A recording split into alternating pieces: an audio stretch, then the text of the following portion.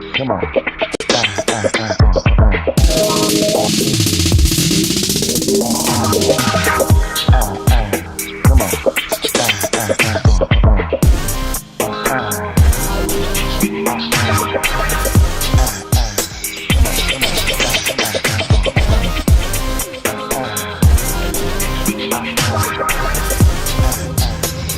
Put your emojis together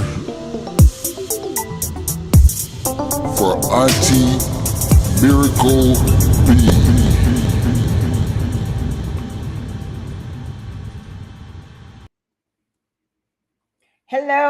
Hello, everybody. How's everybody doing tonight? Hey, Benny. Oh, Lord. Okay, so before we get started, before we get on Dusty Darrell, there is something I want you guys to see, and it's foolishness. Remove. And it's not related to Darrell, but it is some foolishness. So I think that it would be worth your while to watch it. And if, say we get 5 or 10 minutes into it, 5 minutes into it, and y'all aren't feeling it, then just let me know and then I'll get to Darrell. But because it's not that long anyway. So. No, but I think that y'all will like it though. So just for those of y'all who are unaware of the story, a gentleman went to Popeye's Chicken for lunch and ordered him some food. Well, when he was biting or he was, gripping and tearing into his chicken, he finds a used condom that's fried in the chicken. Yeah. So I want you to watch my girl here. Her name is Dr. Matthews. Mm-hmm. I don't know what she's a doctor in, but she's an activist. And then some of y'all may have seen Quadnell on some of those conservative shows, or I think he may have did sports and he talked to somebody conservative about something, and it was a viral moment with him. Quadnell. I don't know anything much about him other than that reel that I've seen of him. But anywho's, hey Funds Corp, hey Tara. So we'll let y'all see this foolishness. Oh, where's Munch? Oh, Munchkin is not here. He's with Daddy in the other room. He may come in later because he wants to see you, especially Michael. Nah, I'm good. We good.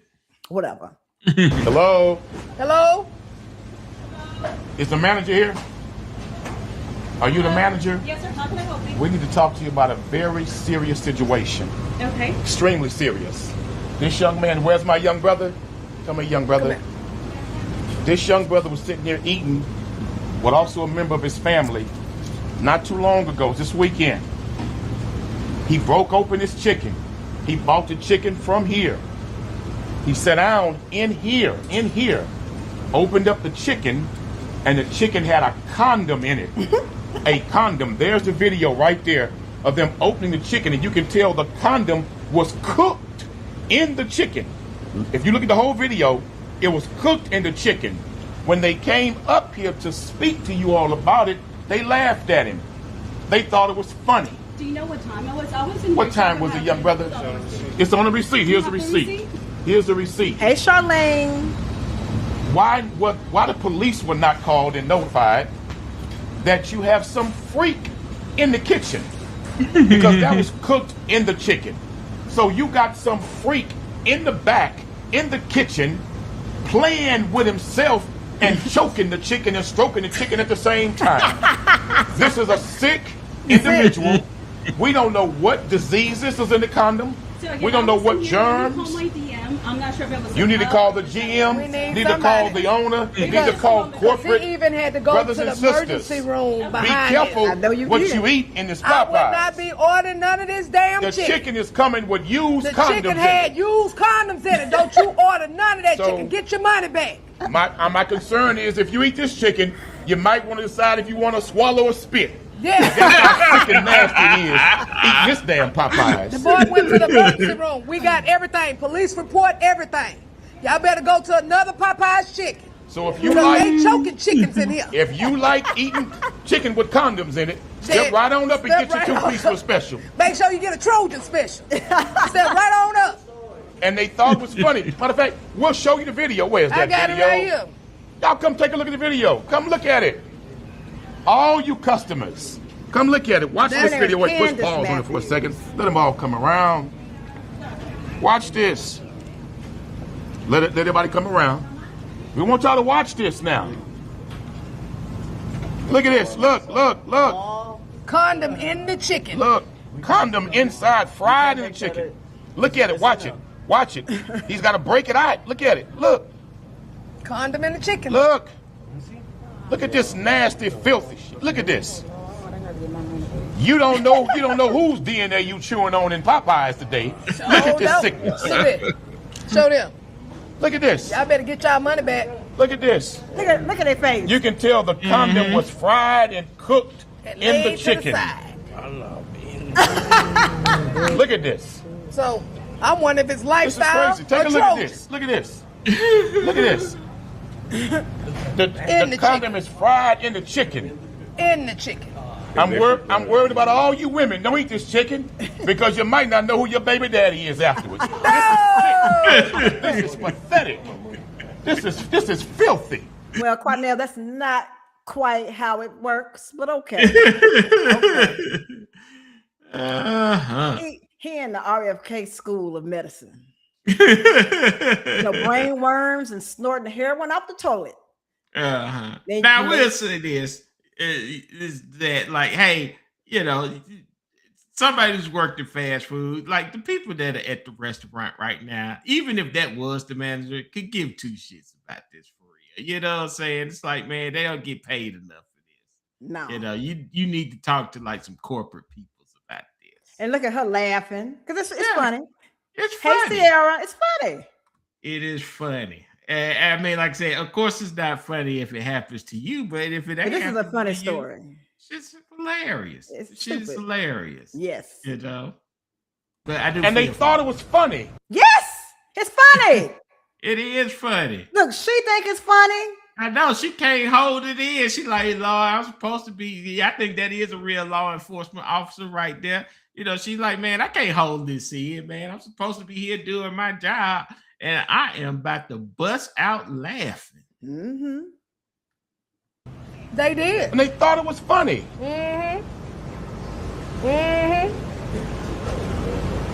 I want to know who the chicken clucker that's back there over here chicken freaking clucker. chicken and stuff. Matter of fact, need to go outside and show the folks in the drive-thru too. Yeah, What kind of chicken that they eating up in this damn place? yeah. Come on, let's do that. while Where's she getting management though? I need I need corporate. Talk about the police being called, like And what A police even report was sad, filed. when the young brother called the police thought it was funny. Yes. And said, well, there's been no crime committed, so we can't give you a report. Dr. Matthews had to get on the cops and make them take a report. How you going to say somebody's sticking a used condom in somebody's chicken in the back of this place And that ain't is a not a crime. crime? That is absolutely a crime. We don't know what bodily fluids, we don't know what STDs may be in that condom from some sick human being. If he's that type of pervert, how long he's been stroking and playing with chicken in the back? People may need to get some type of damn STD testing eating at this Popeyes. And they thought it was funny. HPD should be ashamed of themselves. So when they came back and Dr. Matthews got on their behind, then they gave him a police report. But we want a detective assigned to the case, and we want a detective to go back there and question every single employee. What about to do that, dude? Because that's sick. That is some sick, perverted stuff, and we've seen other videos. Be like, yeah, that was us. Including- He's back here fucking in the back. You know Yeah. what I'm saying? Because he Look. always talk about choking chickens. Like, dude, I'm about Yeah. to choke the chicken with a And condom you on. notice that if they are hyper focused on one topic, like when Eddie Long was still alive, and he always talked about gays. Always talked about if somebody touching somebody's butt, only to find out, you a butt toucher too. You a butt toucher and you a kitty toucher, like a lot of the alleged Christian clergy in the country. The alleged Christian clergy. Yeah. They love But once children for some reason. Yeah. But once again, like I said, coming up to the store acting like this, although it's very entertaining, isn't helping anybody anywhere. Because like I said, it's helping me. It's helping me. The employees are giving zero fucks about I had a rough day. I had a rough day. This is helping me. So thank you, Dr. Matthews, and thank you, Quadnell. I thank you. Yeah. Putting some at Popeyes with people doing strange things with the chicken. So we know it ain't just a secret seasoning that's happening up in here. There's a lot more going on. The cops must take this seriously. We don't know what disease is being spread in this damn place. And just the fact that it was even, it didn't even melt in the grease. It was just. Super Kelly G. Hey, so before we get on Darrell, because I'm about to do the little 50-minute rant thing, I wanted y'all to see this foolishness of a person who bought some chicken from Popeyes and found a used condom within the chicken. Yeah. And for me to have told y'all this, y'all been like, how the hell is chicken condom inside fried chicken? So I wanted y'all to be able to see it with your own eyes. It's embedded in the chicken. Matter of fact. It's embedded. Matter of fact, one second. Are you the owner? No. You're not? Because I know that y'all got a co-op going here with Shell and Popeyes. Oh, one of them gas station Popeyes. Gotcha. Excuse me, y'all. Yeah, get your money back. Y'all come on in. We give got her her condom money chicken back. for We sale. shutting this place down. We ain't having no freaky chicken activities going on around here. Don't y'all dare get none of this damn chicken in here. Get your money Hey, back. Tomlin VR. Get your money back. Matter of fact, I take my chicken back and I'll ask for a take that refund. chicken back. Take it back. Get your money back unless you want to eat a condom chicken.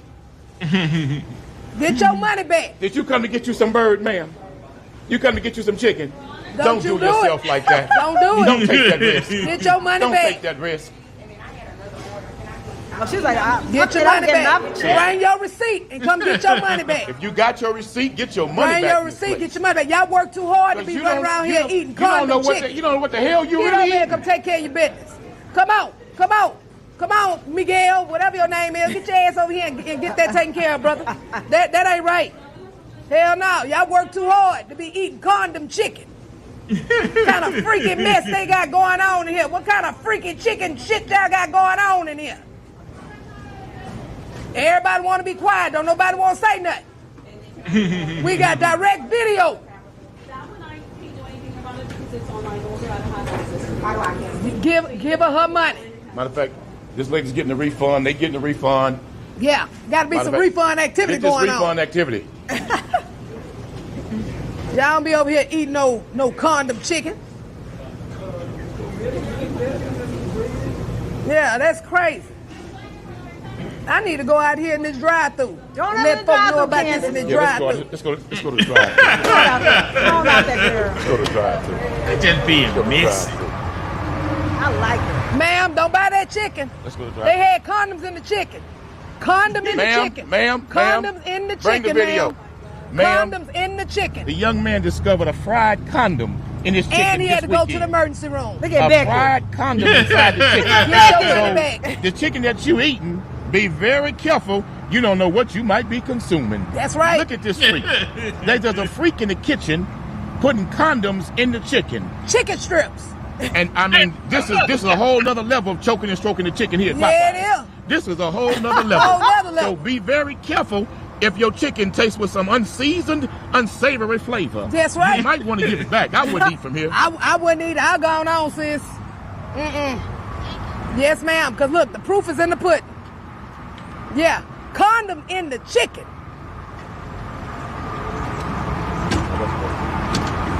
Unless you into that.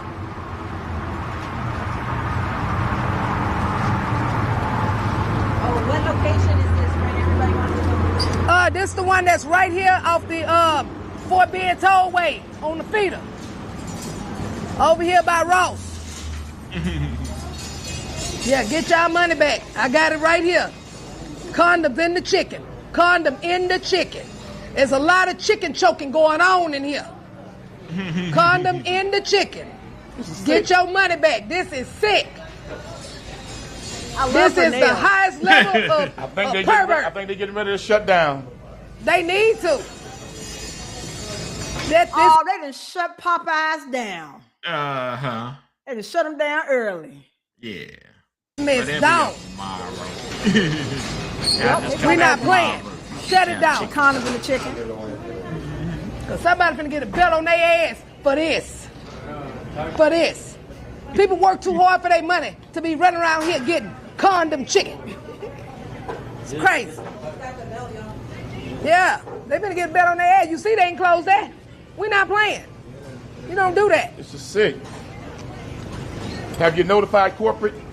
I called them, they didn't answer, and I can't. How about the GM who's in charge of you? Did you call them? So, yeah, I called them, so they should be calling me back again. My advice, ma'am, stop selling chicken until it's addressed. Yeah, y'all need Stop to shut this selling down. chicken until it's addressed. Because you got a pervert in the kitchen. Stop selling this chicken until the situation's properly addressed. Yep, get y'all money back. Y'all need to find out. Sir, are you coming to get some chicken? No. Let me show you something, No. brother. Come here. You got the receipt? Let me show you a video. Who got the receipt? You got the receipt, Brother Cornell? What the receipt? Where was that receipt at? We gave it to her. Yeah. This fool actually got a belt out. Like she about to whoop somebody for real. Yeah, she said we're gonna put belt to ass. She got a belt. Well, dog. Okay, Candace. Let me say this, brother. Where's Young that man receipt came that we in this gave you, weekend. ma'am? For those of y'all who didn't grow up in the South, seeing the belt, just a random belt in your hand, that is triggering for me. I'm sure it's triggering for Mike too. Uh-huh. Because we Everybody all get flashbacks. You getting flashbacks of belts in your hands. Like, oh God, yeah. I'm gonna get beat not just with the belt, with the buckle on the belt. But some of the times, like I said, if you do your job right, some of the times you don't even have to get the ass whipping. Like usually just seeing the belt sort of straightens you up enough that they don't actually have to whoop you. Like I said, you got to be a bad son gun that they're like, yeah, we just got to continue to belt. My friend was talking to her stepson the other night, and she said, Miracle said she gonna beat your ass. I said, no, Miracle didn't. I said, I don't believe in beating kids. I said, now see, what I would do is I would just take their shit. Whatever they love the most is gonna be gone. I believe in beating ass. And they'll come around, they'll have a strip room and they'll have a Bible in there. Some of the times that don't work, you know what I'm saying? But I will say this. Like I said, I am for beating the kid every now and again. But like I said, that should be like your last resort. And B, what you kind of have to do is like beat them so that they sort of learn their lessons. Because once again, you don't want to keep continuously beating them because then the beating actually doesn't even work anymore, right? So like I said, you beat them in such a way that like the threat of getting beaten again is usually enough to straighten them out. You know what I'm saying? So like I said, you see the belt come out, you start straightening out before you even get the whooping. So like that's why we're having flashbacks now because we have those memories. You know what I'm saying? So yeah, if you find yourself continuously beating your kid over and over again, then that means that you're kind of the problem at that point. But like I said, I do believe in beating. Like I said, I beat my kid, but you could probably count on one hand how many times I actually beat my kid. I mean, I did Pop Paisley yesterday or the day before last, because I caught him underneath the table, leg cocked up in midstream, peeing under the table. Yeah. And so I was like, now you know better. I fussed at him, and then I gently popped his booty, and then I got a bunch of paper towel and grabbed him and got his little hands. I was like, we're cleaning this up together. Maybe you'll learn. But anyway. But he ain't gonna learn. You gotta beat that dog. No, Paisley is a within sweet the inch of his life. With a family member, bought some chicken, sat right. Yes, make sure you smashing that like button whether you come in or out, please, and thank you. In the That lobby. I gave to you. And you see on the video, he's breaking the chicken up, getting ready to chop into it. And it's a fried condom in the chicken. Look at A Unc. condom, brother. Look at this. Yeah, let me put Look my at this, glasses brother. down. Watch Yeah. this video. Look how deep the condom is embedded. Look how thick the condom is in the chicken. And it ain't even milk. Oh, why this heifer got a freaking bonnet on? Because they had Popeyes. I don't care if you add no Probably eyes. in the hood. What? You go to Popeyes in 5 points. I guarantee you. I know there'll be some bonnets, and I think the bonnets is wrong in public. That we need to quit doing this shit. No bonnets and none of those outfit, the Timu polyester outfits with your ass cheeks hanging out. I'm tired of seeing the ass cheeks hanging out. Like, I know it's hot and all, it's 100 some degrees, but hell. Man, you're running in, grabbing your food, and getting out. And you're not gonna see. It's not like you're gonna run into people at the Popeyes. You know what I'm saying? Oh, then what's this? You ran into people at the Popeyes? No, what I'm saying is you're not gonna run into people that's probably ever gonna see you again. You know what I'm saying? Listen. You're gonna run in. There's gonna be a bunch of strangers. They're gonna look at your funny, and then you're gonna walk out the door, and you're never gonna see them again, and they're never gonna see. They won't even if they did, they won't remember you. They won't be like, oh yeah, I remember her coming in with the bonnet on. So I'm from that school of thought is you don't leave the house without clean and matching underwear. Now, clean, yes. Matching, no. Well, you're a guy, so you don't need to match. No, I'm saying even unless you know something I don't know. No, what I'm saying is that I've known females. Hey, sexy kitty. And I've known females. I've seen females in their underwear. You know what I'm saying? I mean, I can tell you that most women do not have matching underwear at all. Well, I mean, the caliber of women that you've dated, though. I mean, you can make that argument, but the numbers don't lie. See, that's the problem. You might talk about the quality. I'm talking about the quantity. You know what I'm saying? I don't know about your quantity. I just remember the one who I ruined y'all marriage. Whatever. I'm talking about her. What I'm saying is that I don't know. I could be wrong. Once again, internet people, if I'm wrong, then I'm wrong. You know what I'm saying? Let me know. You is throw it wrong. up in the chat. Tell me, like, man, all my underwear is matching. I'm going to Walmart with the Victoria's Secret outfit on. You know what I'm saying? Now, if that's the case, in case I get ran over by a bus, then you just gonna have unmatched underwear and ran over by a bus. Y'all can call me whatever y'all want to, but you will not say, "Oh, this bitch got on dirty underwear." Now, once again, you need to have clean underwear. Like I said, yeah, don't go out the house without the clean underwear. I'm talking about the matching underwear. I'm talking about you got the same designs on the panties and the bras. I don't believe that. Remember, some years ago, I would put on full makeup to go to the doctor, like to the emergency room. I've known yes, somebody I did, else Super did Kelly that G, and well. I'm glad that they banned bonnets and house shoes and pajamas from school. That's ridiculous that you can't put on a shirt and some jeans or a shirt and some joggers and some tennis shoes and be on your way. Just putting on bonnets and you just rolled out the bed and came. That's wrong. And you need to. Once again, I'm okay with that. I'm going in there. Now that's something that I don't do, but I've seen people. Once again, I've been in the Popeyes at 5 Points with. I seen that. You know what I'm saying? I ain't like, ooh, she can't even put clothes on. I'm like, no, she coming in and get her 2-piece and she out the door. Whatever. She ain't studying me and I ain't studying her. Well, as a female, I'm studying you and you studying me. No. Yes. You might be studying me, but I ain't studying nobody. I'm trying to get mine and go. Whatever. Okay. She shouldn't have came out the house like this. I mean, all big backery, back with a bonnet. Once again, you at the Popeyes. What you expect? You need to be clean at all times. This looks unkempt to me. The pajamas and the. Once again, you ain't never gonna, like I said, we sitting here talking about this lady. You're never gonna meet this lady ever. But there are variations of this walking around. Right. And guess what? You ain't never gonna see that. You never gonna see that person ever again. So we see him again. Listen again. Like I said, hey man, I Listen feel out. for women because once again, y'all like imagine what she has to do to her hair to get it looking decent enough to go out. Who? She ain't got time for all that. Time is money.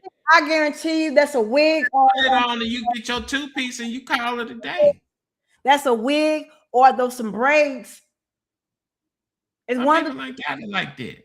whatever. Or maybe she has had her hair done, but she wants to try and save it for whenever, like she got the Chris Brown concert coming up, and she wants to keep the dude straight until the concert. Now, Super Kelly G, I agree with you that it should not be a punishment just for the black school because white kids do it too. Yeah. Yeah. But I mean, some of us have been egregious with it. Now, school is a different thing. Like you're supposed to come in looking decent. And then think about this though. School and work, you can't do that. Like, but think about this, Super Kelly G. Remember, black people, we have to go the extra mile in everything. So yeah, you're at a black school. They need to be instilled in you then and there. Listen, y'all can't do what they do. Y'all better put some clothes on. That's all I'm saying. No, I mean, like I said, Team, yes, Funds Corp. Yes. Yeah. Team high heels. Heels for life. Even though I didn't wear heels in undergrad, I wore heels in law school. But yes, 5-6 inches. Yes. Hey, that's y'all, man. That's I can't imagine. And you went, and like I said, you went to a commuter school where, like I said, they ain't really have a whole bunch of like dorms and stuff. You had to walk blocks to get to your school. Your class. I wore Born and I wore Air Max. I didn't actually become like girly until law school. Yeah, but you're talking about wearing heels and stuff. That's like, right. So what did you do? Did you do the classic? Oh, I'm gonna walk with Borns on, and then I got my heels in my purse, and then you swap shoes when you get into class or something? No, because I wasn't wearing heels back then. I was wearing my Tommy, my Levi jeans, and my Air Max. And then sometimes I wore my Timberlands, or I wore those comfort shoes, those Born shoes.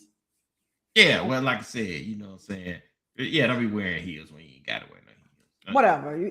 Heels, listen, I'm gonna be just like Aretha in my coffin with some stilettos on. and I want when I'm laid out, y'all to see the whole outfit and that this bitch got shoes on in the grave. That's right. Yeah. That is right. Well, I mean, you do you, but I'm telling you, you don't have to do heels. I'm doing it. Man. Ain't no dude looking at your outfit like, oh yeah, she look good, but here's the thing: I don't need a man's approval. I dress for me. I know. Well, no, women dress to impress other women. I've had that discussion with you. Women dress to impress other women. Yeah, they don't do anything to impress men. They impress other women. Because if women actually knew how little y'all had to do to impress us, it would be a whole different ball game for y'all.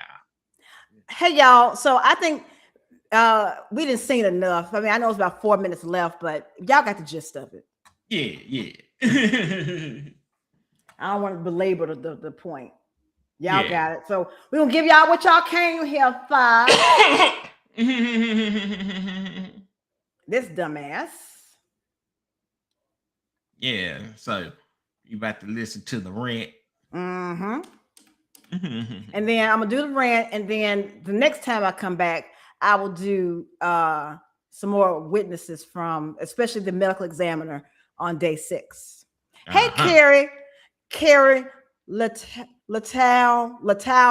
from the Cape. I hope I got it this time. Please let me have gotten it this time. Just tell her close enough. Close enough. Close enough. All right.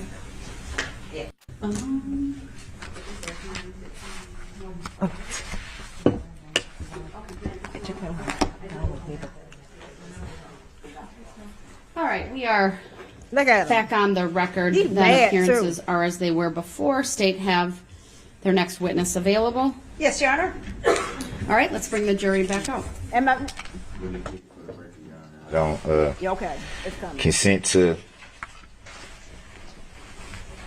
Close enough. being called by the name that this court chooses. Okay, you know what? I'm gonna leave it alone. It's gonna be Carrie from the Cape from here on out.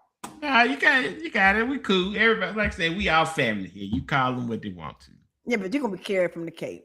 Just like Charlene is Charlene, and Sexy Kitty is filet of fish with extra tartar sauce. Yeah. Identify me by. I want to state for the record that I'm here as a third-party intervener on special appearance on behalf of my client. Can that be noted for the record? It was noted this morning. May it be noted again for the record so that we can keep the record clear and accurate. It's on the record. The It's on the record. appearances Dude. are as they were this morning. They are no different. Bring the jury out. And we have yet to address subject matter jurisdiction, Your Honor. I still haven't been shown any verified proof that All rise. this court has subject matter jurisdiction. And at this point, may I request an affidavit that you, Your Honor, have no bias, no conflict of interest, and no interest in the outcome of this case? He reading off his little sheet. He reading on his sheet. Mr. Brooks, the jury's coming out. We'll address your legal issues later She trying to if tell I you. deem them appropriate. She trying to tell you to shut the fuck up. Of course. You're messing yourself up. Judge, do you hold the full Mr. judicial Brooks, power of the please, state, or is this the please. military All right, can power? you please take the jury out? Thank you. She like, I'm trying so hard. Like, God damn it. God, I'm trying so hard. Yeah. Ooh. And like I said, she's 6 days in. Do You you know what I'm hold the saying? full Mr. Brooks, just jurisdiction? wait till the jury's out, please. I ask that you show that respect. I will. Thank you.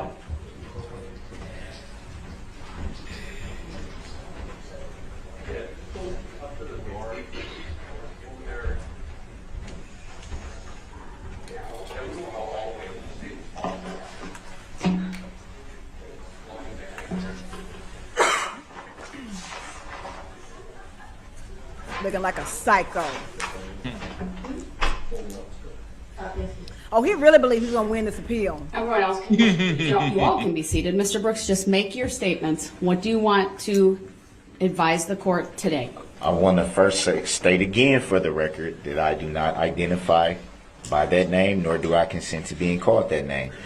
Your Honor, Your Honor. with all respect, I'm merely asking you, do you have the full judicial power of the state, or is this military power? I'm sorry? I don't understand what you're asking me, sir. So, translation. What you just asked me is too stupid for me to answer.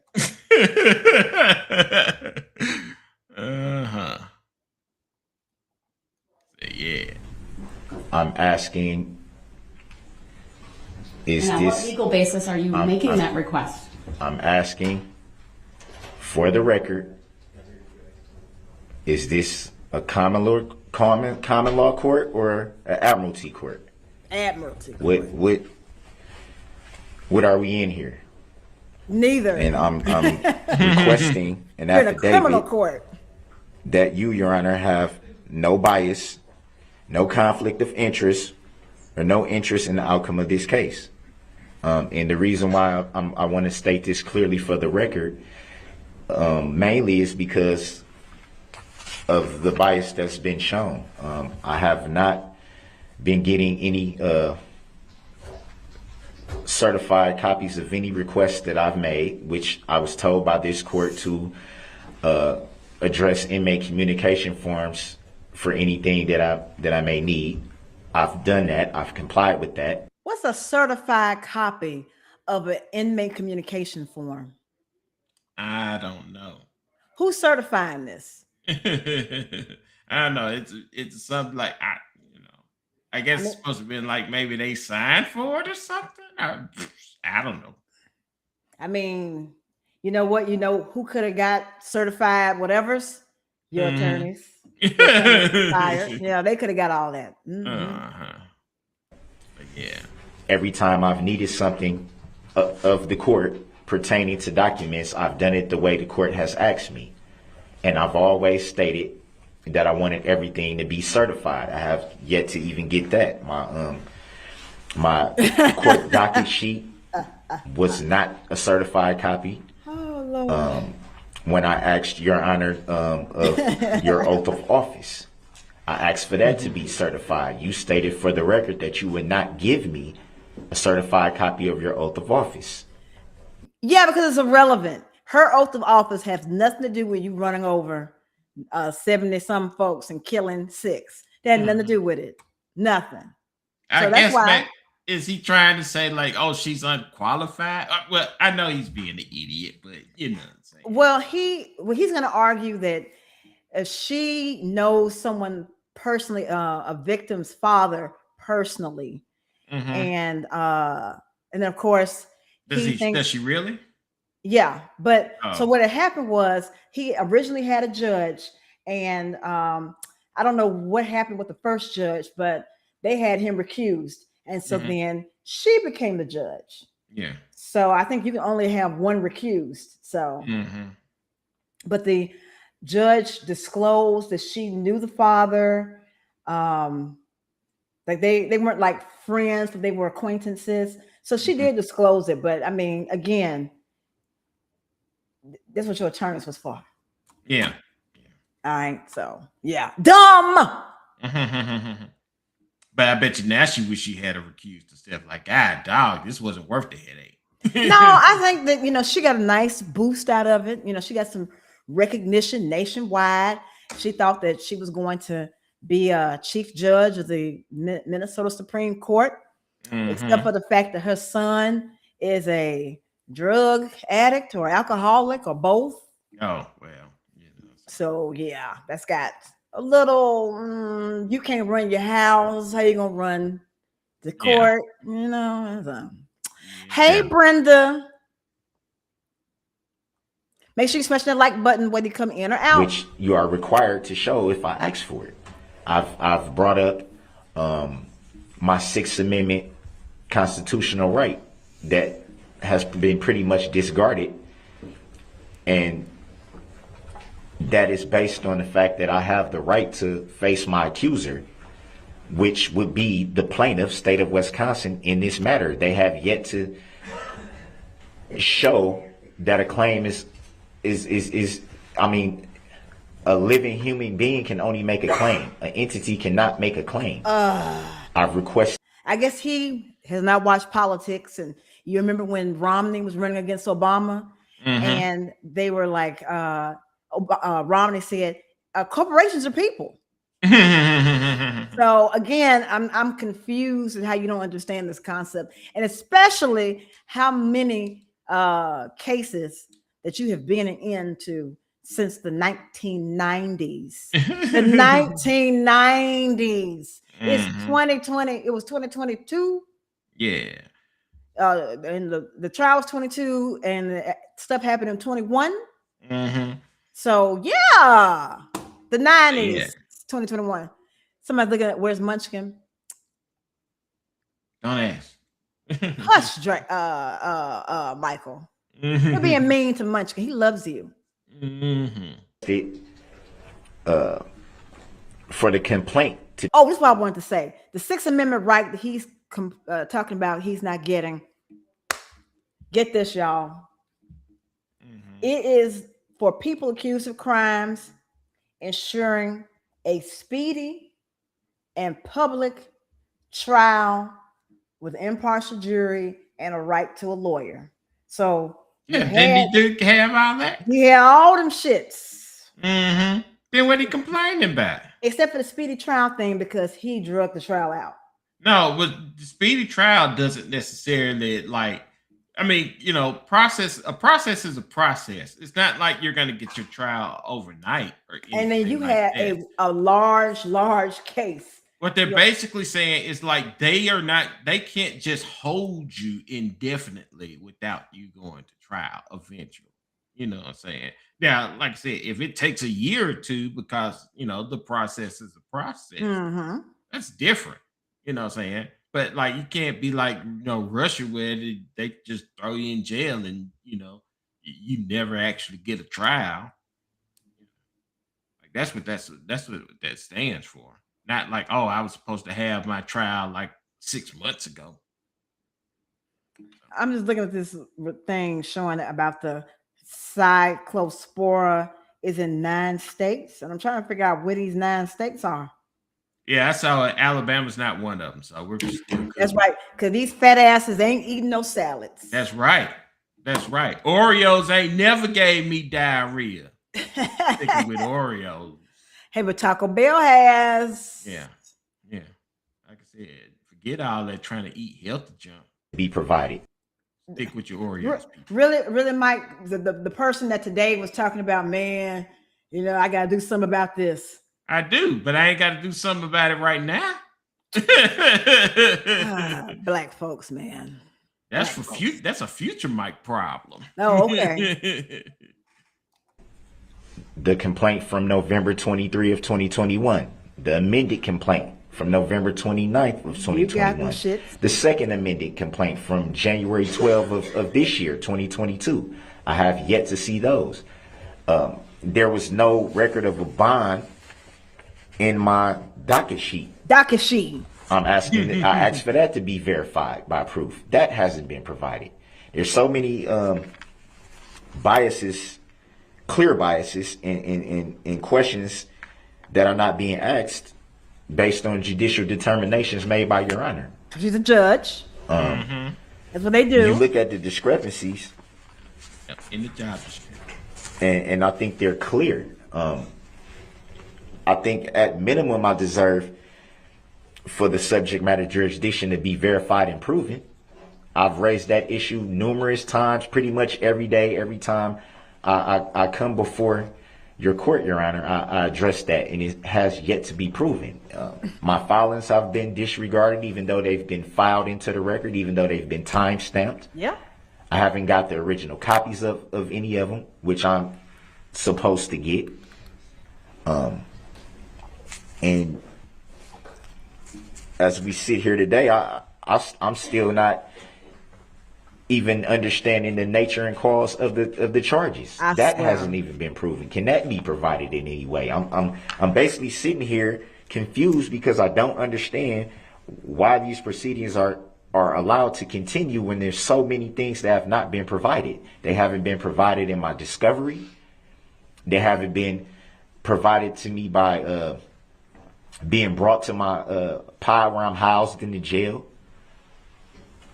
I'm without so much information, valid information to this matter. And I believe that it should be verified and it should be proven for the record. And if not, I move for this case to be dismissed for failure to appear by the plaintiff and failure to state a claim for which relief can be granted. All right. Everything that I'm saying, he gave a 12B6 motion. It has validity. As we sit here today, I'm still being charged with charges that shouldn't even exist based on the testimony that we've heard for the last few days. Erica. There's so many things left what to still be charges proven. shouldn't exist. The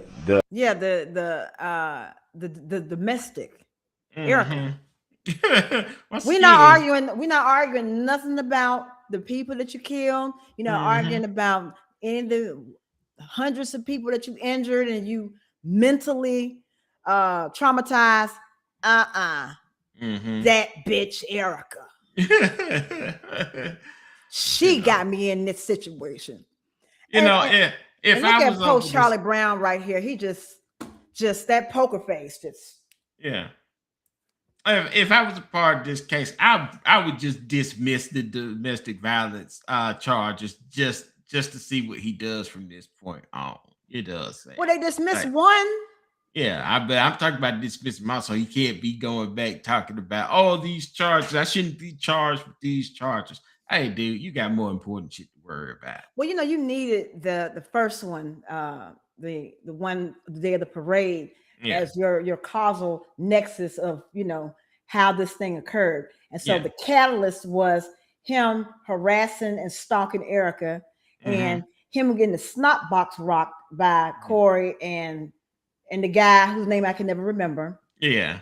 And so he got pissed off because he's 3 inches tall, and he was like, "I'm gonna take my toys and go." Oh, and these bitches can call the police. I definitely got to go. And so he decided to do like countless dumb criminals do time after time, and they run off, and they in a city they don't have any knowledge of, or not good enough knowledge to go on a high-speed chase. So I'm just, this dude is an idiot. The prosecution team hasn't even proven that they're licensed to practice law in Wisconsin. They haven't proven, are they just bar association members, or do they have state issued licenses? That has not been proven, which I've raised that issue for the record. You freaking dumbass. There's no such thing as having a bar registration and you're not a member of the freaking bar. And you know what? You can look up any attorney, and you can look them up, and by the state, you can look them up and do go to that state bar, and you can look them up and see. Oh, Susan Opera went to this law school, and she's been practicing since here, and she's currently able. She has an active license to practice law in the state of Wisconsin. How do I know that? I deal with this all the time with what I do at work. Yeah. I have to, monitor this. So it's not hard to find this out. Look, when I first got hired on at my job, they had me do this within like the first 2 weeks of me working there. and I still have a made up role. Like my role has never even existed. Munchkin. Hey, they've been looking for you. Come here, Munchkin. Hey, buddy.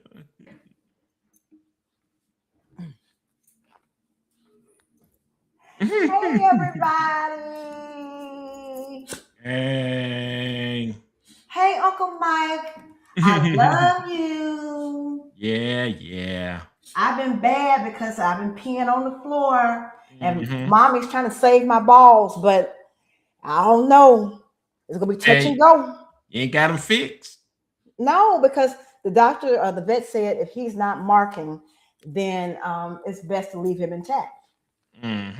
So since he's now peeing, has been peeing under the carpet. He definitely would be outside and dropped off. Yeah.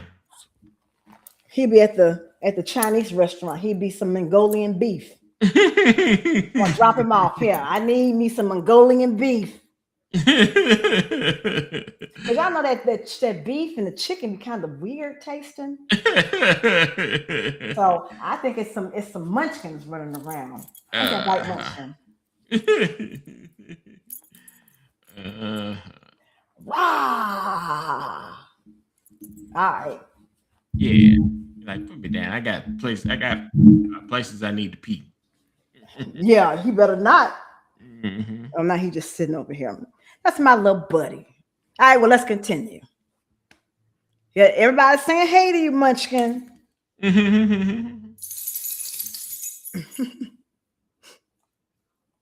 I'm not even sure if that was even recorded in the docket sheet. Docket sheet.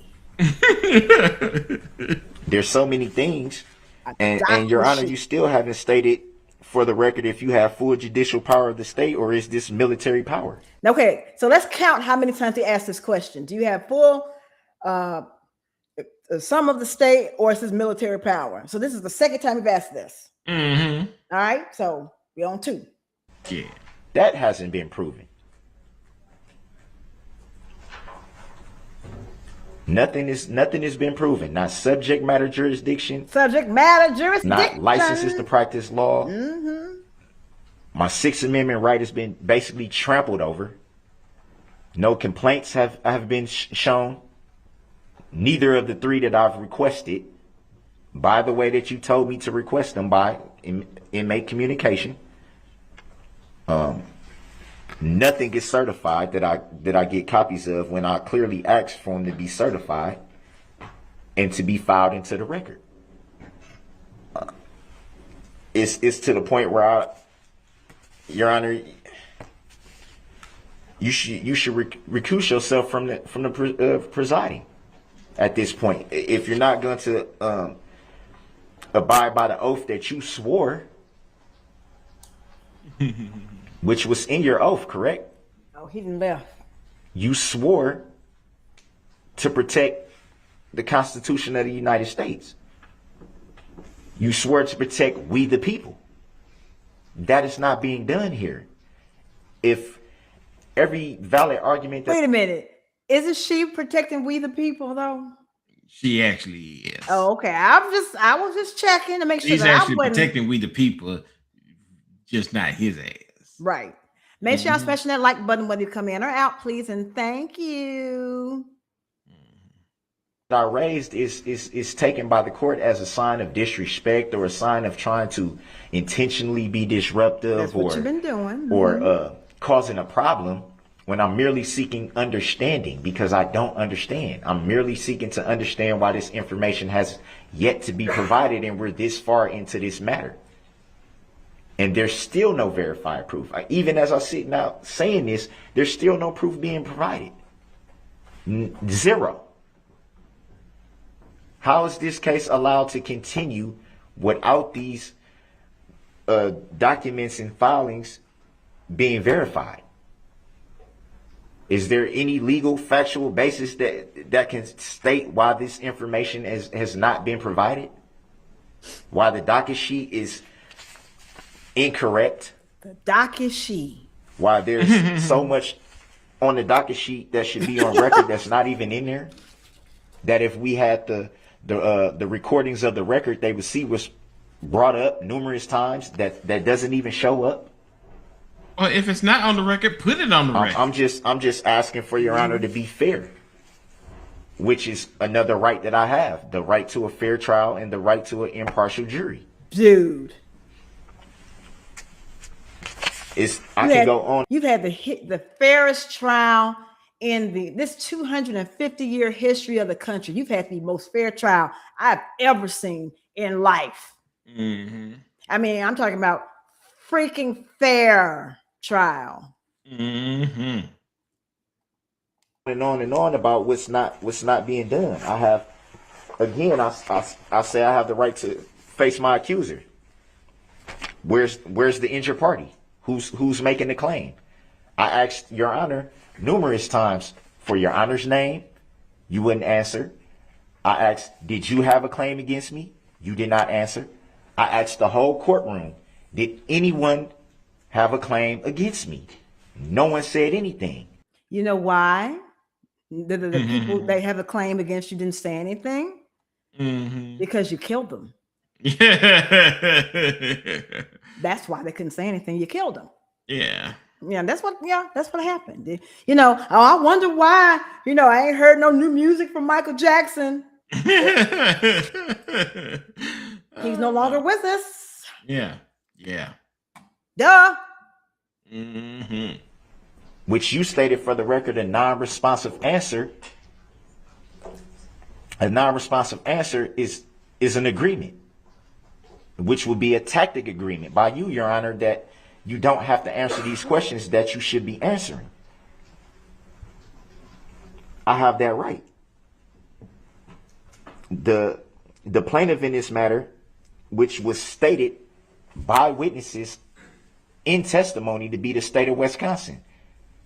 But when I asked, do they see the state of Wisconsin present in the courtroom, the question is shut down, which is a valid question. It is not. The plaintiff should be present in this matter. Where is the plaintiff? Who's bringing the claim? Because we know an entity can't bring a claim. It has to be a living, breathing human being. No one is stated for the record if they're the injured party. Not Your Honor, not the prosecutors, not anyone in the court has stated to be an injured party in this matter. No one. Oh, so how not the even law works. right, and so not even the people who have testified about the parade, and they've shown countless videos because this is day 6. So people who have a claim have told you that they are an injured party. Yeah. All right. So let me ask this, since y'all know this trial better than I do. Did they actually have people who were like at least injured in the Yes. in the party come up on the Yes. stand and testify? Yes. Okay. All right. Yes. Lots of people. Yeah. Oh yeah, I guess they just ain't got to him by day 6, because that'll be the hey, this person right here specifically has a claim again. He's an idiot, and it doesn't matter from And I the know that as beginning to the end. There's nobody that had a claim against him. He still argues that in his closing. Mm-hmm. And he argues this in his 2-hour I'm a victim Easter speech he gave right before he got sentenced. Uh-huh. And he apologized by saying that I want the entire town of Waukesha to know that not only do I apologize for what happened, it was if I offended you, I apologize, or whatever I offended you, I apologize. That's kind of what it sounded like. It was not a sincere apology. Yeah. Uh-huh. Yeah. And so all these folks were sitting there like, we just want a sincere apology. That's all they were waiting on from him. And he acted a whole donkey the whole time. And he even got donkey of the day on the Breakfast Club. I can't remember which day it was. I think it was maybe day 1 when he had the sign, but he got donkey of the day. Hey, I like the sign. The sign's all right. But once again, every time he raised up the sign, I hear the Phoenix Wright objection. So that's why I like it. Objection. Yeah. Not one person. Not one. I have the right to demand that the court place in the evidence any unrevealed contract. Mike, you hear that? Place in the evidence an unrevealed contract. What contract would that have been? Does that make logical sense? An unrevealed contract? Not necessarily, unless it's like, hey, no, actually it doesn't. I can't even try and make nice try. Because if it's a contract that you haven't seen, or it's not written, or it's not revealed, how is it going to be put into evidence? Right. It don't exist. Or maybe he doesn't know what a contract actually is. See, once again, you're giving him way too much credit. I'm saying that he doesn't know basic things. He know what the hell a contract is. He don't know what a contract. He can't read. He can read. Don't know what a contract is. Can't comprehend, but he can read. You know what I'm saying? That's why he says stupid stuff like this, where normal people hear and it's like, huh? What? That don't make sense. No, the reason it doesn't make sense to you is because you know what these words mean. He don't know what these words mean. Listen, I'm not even looking at this from I have a law degree standpoint. I'm looking at this from just a pure, regular English standpoint. I'm looking at it from an IT standpoint, and I tell you, I don't understand word that's coming out of this man's mouth. Because it don't make no sense. It's some soft sit shit. Yeah.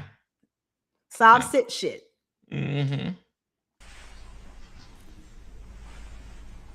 Has that been provided to me? Have that been placed in the evidence? I would like to see it. I would too. Which is my right.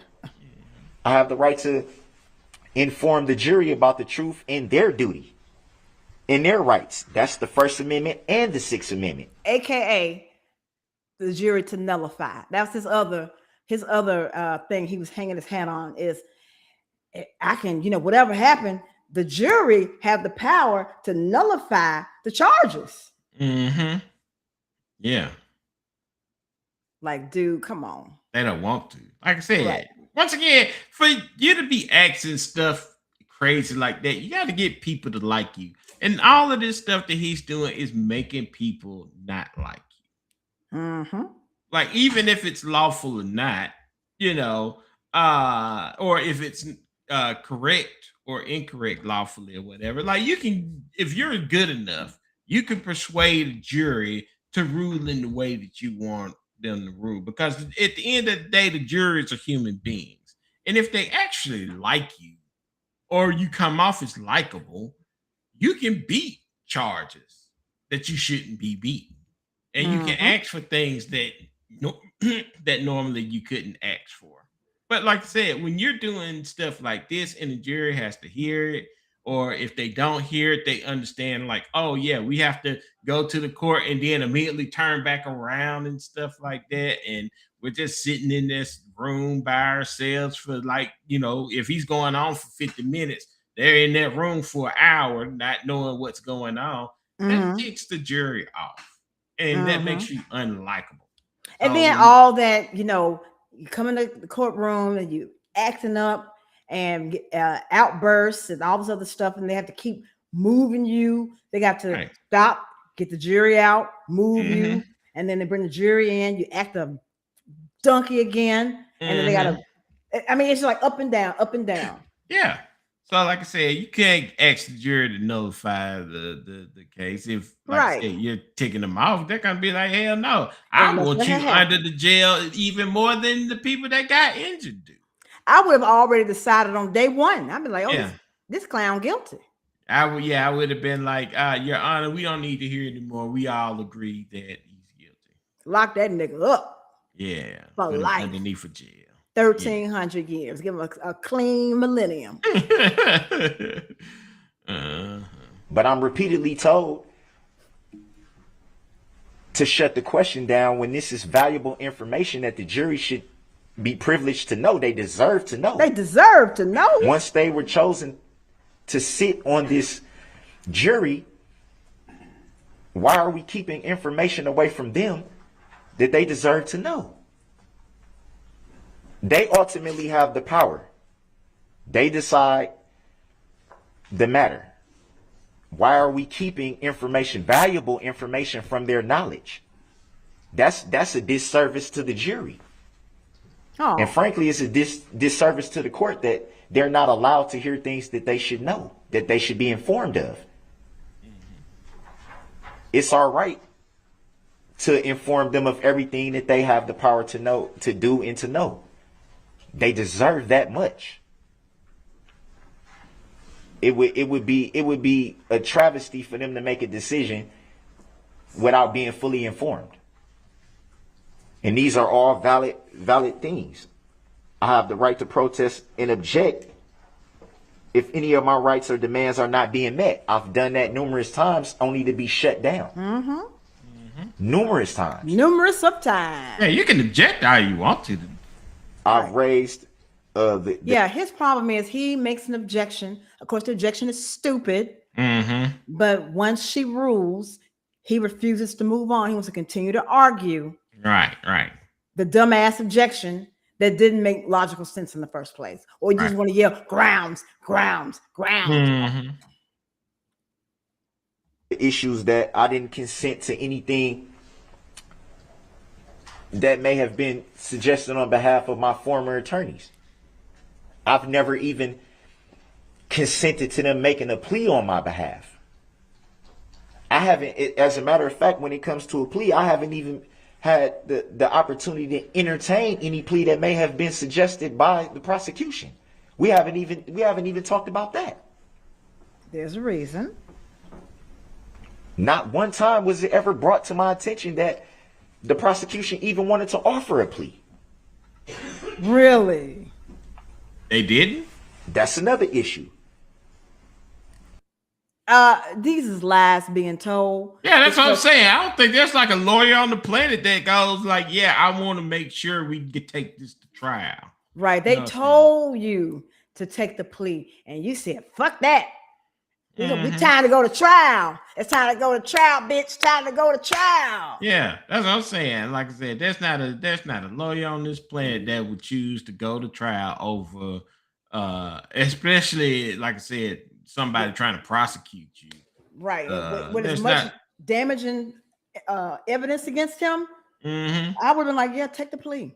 Yeah, take the plea. Because even the plea is still basically a life sentence. You know what I'm saying? It would You have been would 6 have got life the sentences. you would have got the same. You would have got the same life sentences, but you wouldn't have to go through the trouble of going through all this. And they probably would have been ran concurrently instead of consecutively. Yeah, but once you get sentenced to life, it doesn't really matter at that point whether True. it's you can stack on as many life charges as you want to after that. That don't mean shit.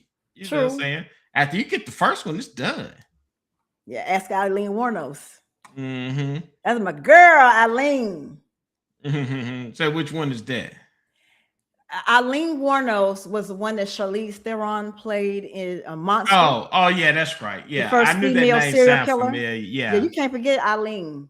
Yeah, the name sound familiar, so I was like, I know that name, but yeah, you know what I'm saying. Charlize played the hell out of that role too. I mean, she had the mannerisms and everything. I'm just like, look at Charlize. I like this little South African hooker. You seen the documentary on Netflix about the serial killer? Of course. Okay, I was just checking. You know, serial killers and cults are my alley. Yeah. That's my gig. Mm-hmm. Hey, Cindy. I have the right to challenge the jurisdiction of this court, which I've done numerous times. I have the right to demand that the code be construed in harmony with the common law. I just raised that. Whatever that means. I'm constantly referred to as pro se when I've raised the issue that I'm pro per. I have the right to conduct my defense pro per, free from professional restrictions imposed upon licensed attorneys, so that means he can get up there and run his dick suckers all day and nobody can stop him because he's not a licensed attorney. So he should not be, even though he's playing a role as an attorney, but it wants to be, it needs to be mentioned that, hey, I'm not a licensed attorney, so I shouldn't be held to these rules. The rules in this book. Yeah, but I mean, like I said, once again, I know he's an idiot, but like, yeah, that's not how all this works. You know what I'm saying? There's rules to everything. Everybody has to follow the rules. You may not like the rules. You may not even know what the rules are, but the rules have to be followed. Oh, bitch, know the rules because it's in this book. The rules is here. That's what kills me. He can read. Look, and then if he didn't want to deal with manly rules, you got your little Waukesha jail Bible here. So you got biblical rules to follow. Yeah. So you got 2 rule books here. Yeah.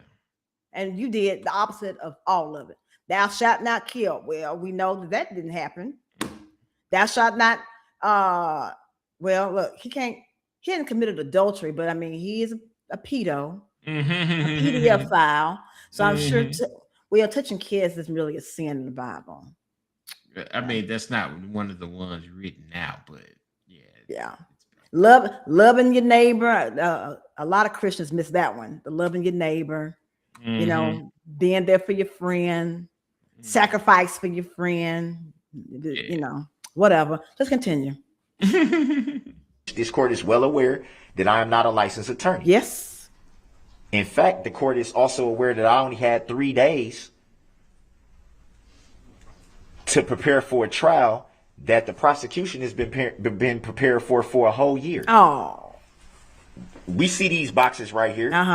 This box alone is 45 or 50 pounds full of so much information. I haven't even gone through half of it. Well, bitch. Yeah, whose fault is that? When you play stupid games, you win stupid prizes. Right. And like this is part of your stupid prize pack. Right. And like I said, he's had this stuff for a very long time. You had ample time to go through whatever it is you need to go through. And then he ain't got shit to do. He locked up in the cell 23 hours a day. You got plenty of time to at least. You should have been like, okay, I know, based upon what happened, I know they're going to call Erica Patterson. And they're probably going to call Corey and the guy. Yeah. I can at least have questions out for them. Right. Also, like I said, you're supposed to have a strategy, you know what I'm saying? So that like your questioning will strengthen that strategy. But like I said, he just be firing off questions, just whatever comes to his head. Let me His ask him about this. strategy is Erica Patterson's a bitch, and Erica Patterson should have been driving the vehicle, and so it's all her fault. Yeah. And I hate that bitch, and she owed me money, all that good stuff. Yeah, all that good stuff. Nick, thank y'all. Thank y'all. They're like, Nick, thank y'all. Look, I'm not gonna remember the next time either. Hey, Sheree. She by Sheree.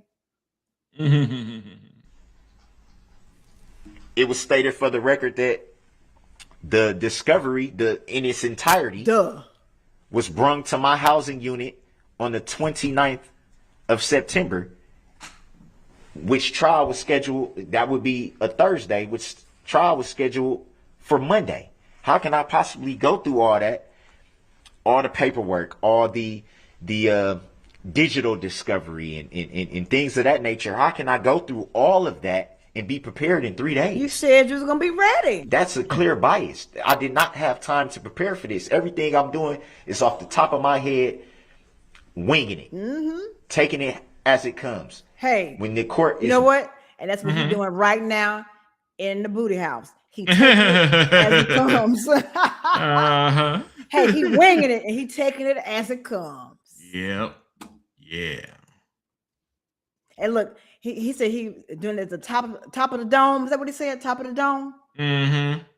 Yeah. He know about giving dome too. I did not have time to prepare for this. Everything I'm doing is off the top of my head, winging it, taking it as it comes. He taking it as it comes. All for 1,000 years, he taking it as it comes. Yeah. He taking it as it comes. Look, he's taking it as it comes. Yeah. That's all I'm gonna say. Yeah. Thanks for the demonstration. You're welcome. We didn't get the first. I was not prepared. But listen, I try to give y'all a little something, give y'all some body yada yada, Yeah. I raised the issue that it should be an adjournment, at least at the minimum, it should be an adjournment because of that fact. At least to let me go through all the discovery. That was denied. He definitely the bell of the ball. No valid reason was stated for that when Your Honor knew there is no possible way, humanly possible, that I could be ready for a trial of this magnitude in 3 days. Taking it as it comes. That's clear bias. I have the right to face the injured party claiming damages. That's under Article 3 and the 6th Amendment. I raised that issue again. Where's the injured party? Dead. Is the injured party present in court right now? They're dead. Can anyone make a claim against me? Can you make a claim against me, Your Honor? Well, she wasn't there, so no. Do you know of anyone that can make a claim against me, Your Honor? Hold that question. Can anyone right now in court, anyone, make a claim against me?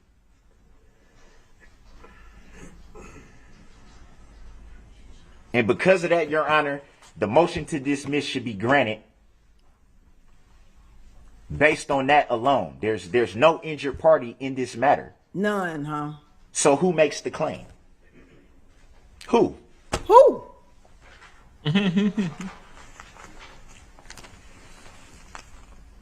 I have the right to put the judge on notice of my intent to appeal. We already know you're going to appeal. Any ruling decisions during the case. You stated for the record that I would have to wait until appealing process, but my right is that I can raise that issue during the case, which I've attempted to do. You can raise the issue, but you can't do anything until the case is over. Can you appeal the case? Objection. Yeah. And then at the ruling, you don't agree with the ruling, then you discuss that in the appeal. Right. But That's once the again, the purpose. case has to be over before you can appeal. Because I'm telling you, he thought that when he appeals, there's going to be an opportunity for him to get a new trial or some of the stuff that it wasn't just over the rulings, it was over the process. Yeah. And he thought that he was going to get a chance to relitigate that. And that is not what an appeal is. Right. He At said, all. I'm going to appeal, and that means you got to stop the trial and just start over again. I mean, if your attorney thought that you could get a new trial, then he would do that during the appeal. Like folks are saying that Carmelo Anthony shouldn't have gotten convicted. Okay. And what are they doing? An appeal. Right. Now, whether or not it's going to work, question mark, but still an appeal. Yeah. That's been shut down.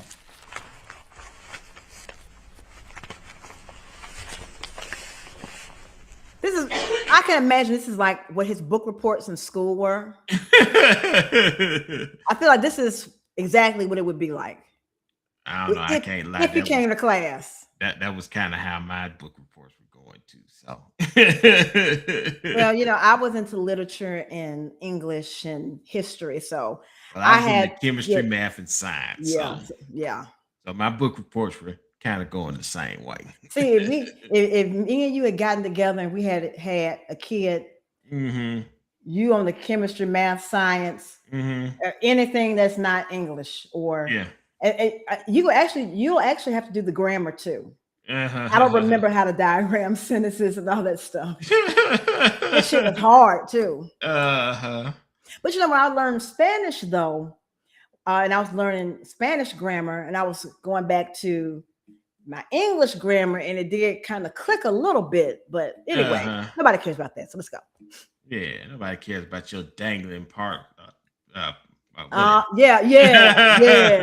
The dangling somethings. Yeah.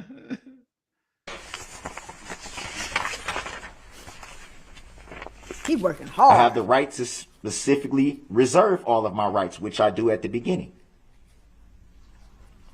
I have the right to say what I want and to be heard under the First Amendment. And when I attempt to do that, it's taken as a slight to the court, a disrespect to the court, or me intentionally coming into the court to be disrespectful, which I've stated that is not my intention. Never is it my intention. I know it wasn't your intention.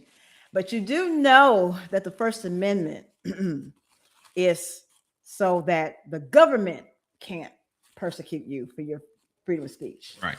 In theory. Right. that has flown way out the window. We're in a different dimension now. Yeah. You get put in a concentration camp for criticizing certain countries. Now. Yeah. Whatever. I'm just here. Yeah. Till I get beamed up on the mothership. I hope they come. I hope the weekend at Bernie's, the weekend at Mitch McConnell's people come and scoop me up. Because y'all know he did, right? Yeah. And once again, I still say, like, anybody who is involved in this cover-up needs to go to jail. They definitely hell, there's so many cover-ups. I mean, where are we gonna start? Well, I mean, this one in particular, you know what I'm saying? There's got to be something super federal that you can convict somebody on, just to make an example out of. With who runs the Justice Department? Not for long. Who? Like I said, in November, I think the blue wave is coming. Okay.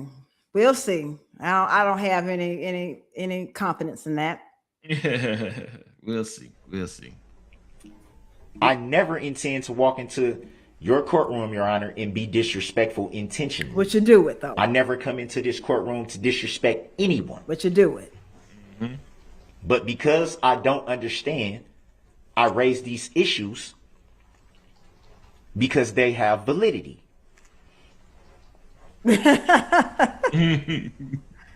I have the right to object to any statement made by the judge or the prosecution. Okay. Yeah, you've been I've doing done that. Yeah, you've done that. And been repeatedly shut down. Because they're wrong. You can object all you Without want. a- That don't without mean a, they're gonna agree with you.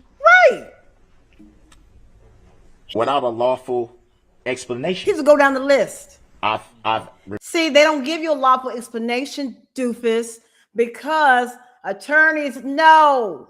Mm-hmm. When they say hearsay, then they're not asking, what does hearsay mean? Mm-hmm. They know what hearsay means. And so then the other side would say, well, here's an exception to the hearsay rule. Right. But you don't do that because you don't know what hearsay means. You don't know what speculative means.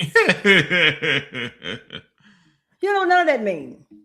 You just heard it and like, oh, that sounds good. Speculative.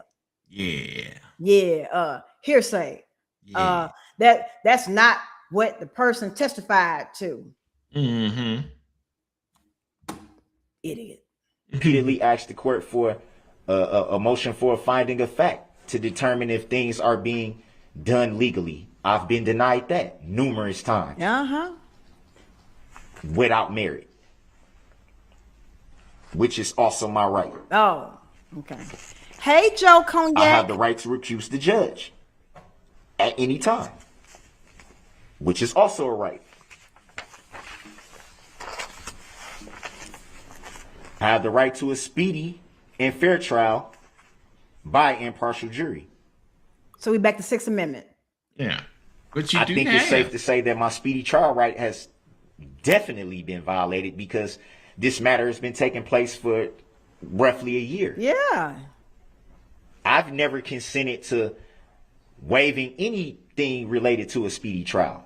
I mean, and if that was done, it was done without my consent or without my knowledge. Mm-hmm. We're way past the speedy trial date. Right. Way past. Mm-hmm. What does he think a speedy trial date is? So if you're not a murderer, you know, like a speedy trial date would be like 30 days, 45 days. Mm-hmm. But what a case of this magnitude, there ain't no way that you're going to be walking in a court. It's going to take it's going to take a good year. Yeah. Especially when you kill somebody, it takes a good year to get the trial. Mm-hmm. There's a whole lot of maneuvering behind the scenes, a lot of motions and other documents being filed. There's a lot that goes on. It's not, Paisley killed Paisley came and killed everybody. Let's put him on trial next week. Yeah. No, it take time. Well, like I say, even if they did do that, he'd be complaining about that. Oh, y'all didn't give me enough time. Right. And that's another thing that he's going to be complaining about too. Mm-hmm. To just hold him and come over he could, yes. Are you holding me? Yes, exactly, Sheree. Mm-hmm. So I believe this is some of his sovereign citizen little court hearing survival kit. And I don't know if Jay Prince gave him some materials. Because he got a whole lot of stuff that he was ready with. Mm-hmm. Yeah, but I've said this in all the other streams too, is that you can tell this judge is doing everything in her power to make sure that this does not go to a mistrial. Power. You know what I'm saying? That's why she keeps letting them get away with half the stuff or 75% of the stuff that he's trying to get away with. She's letting them talk all the time and not cutting them off. And like I say, he's about to do a 50-minute rant. For what? No other judge would have took that. They after the first 5 minutes, they would have been like, yo, we're going to move on to the next one. Mm-hmm. And Sierra says that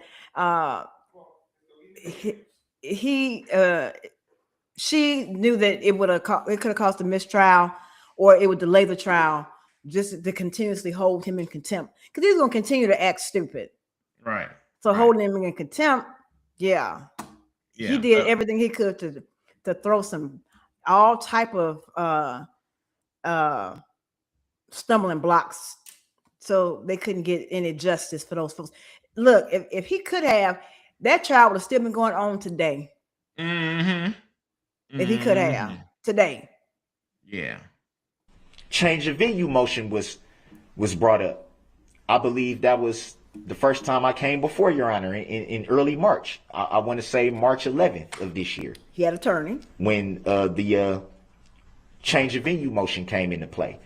It was decided by Your Honor that wouldn't be decided until the 20th of June, I believe. Still had an attorney. That's over the 90-day mark right there for a speedy trial. That was denied, and I still don't understand how that was denied when it's clearly obvious that at minimum the venue should have been changed based on the magnitude of the matter. But I thought there was nobody. There's no possible way that you didn't do anything. Anyone in this county would not have some type of connection or some type of knowledge, whether they were told something by someone that they may know. The news reporting alone, just that alone, there's no way that this trial should be taking place in Waukesha County. You could have had that trial in the Underground Railroad, and they would have heard about you. They knew about this fool worldwide. Yeah. Globally. Now, once again, I'm going to use the broken clock thing. It's like, yeah, he does kind of have a point. Like, they probably should, like, he still would have got convicted. Don't get me wrong. He was going to get convicted. Like, there's no way of him escaping this. But they probably should have moved the venue for this trial. Because, like, yeah, there's no way that anybody in the same county that this took place in is going to not know about the incident and not have talked to somebody about something. You definitely would have a tainted jury pool. Now, I'm just talking about legally. But the thing is that, like, yeah, anybody with two eyes and half a brain cell can look at what happened and be like, yeah, that joker guilty, and we need to throw him underneath the jail. It wouldn't have changed the verdict, but it would have made it seem a little bit fairer. So he's kind of right. It wouldn't change the verdict, but he's kind of right. Yeah, so I can give him the venue. If this is a case, any case that need a venue change, it was this one. Yeah. This one probably did need a venue change. However, he was still going to lose. Yeah, or maybe they was just like, look, dude, we can have this trial on Mars and you'd still get convicted. So, it doesn't. He's just sitting there like, I've been beating these young bitches for so many years, and now when I go in there, I'm gonna be the little bitch going in there. Mm-hmm. Yeah. No, we got to slow this down. We got to slow this down because I ain't finna let nobody get my booty hole. Mm-hmm. Yeah, but they got your booty hole though. They got it. Oh, they got you. That's obvious. That's obvious from the way the motion was presented. Sure did, Carrie. The coverage alone. The political campaign ads that plastered the defendant's face all over the TV every single day. Mm-hmm. Every time a political campaign was brought up, it made reference to this incident. He's talking about the judge. Every single time. The fact that people have children that go to the same schools in this county, that people may have worked with the same people in this county. You yourself, Your Honor, stated that you at one time worked with the father of one of the people that was injured in this matter. But I thought that is a clear conflict. But I thought it was no injured party though. That's right. Mm-hmm. Pick a side. Conflict of interest right there. You also stated for the record that not only did you work with this father, but that at one time they may have donated to your, I don't know if it was to you becoming a judge or I would have to look through the docket, but you said it on the record that they donated money to a cause of yours. You also stated that when you had gained knowledge of the incident and that their family member was injured in the incident, that you reached out via phone. I don't recall if it was text message or an actual phone conversation, but you put that on the record. Yeah. You also stated that the nature of your relationship was strictly professional. I don't know about you, Your Honor, but I've worked numerous jobs, and I know what professional relationships is and personal relationships. I've never had the cell phone number of anyone that was a personal relationship saved to my phone that I could reach out immediately when I learned something. So you didn't have no supervisor, no teammates, no coworkers that, like when I used to work at Macy's, had one or two people that would go, I'm running late. Can you clock me in? You got one or two people. So, because nobody likes you. Yeah, that's what I was about to say. The fact that he doesn't have anybody's number is saying a lot. You know what I'm saying? Everybody hates you. Yeah, it means that basically nobody wants to deal with you.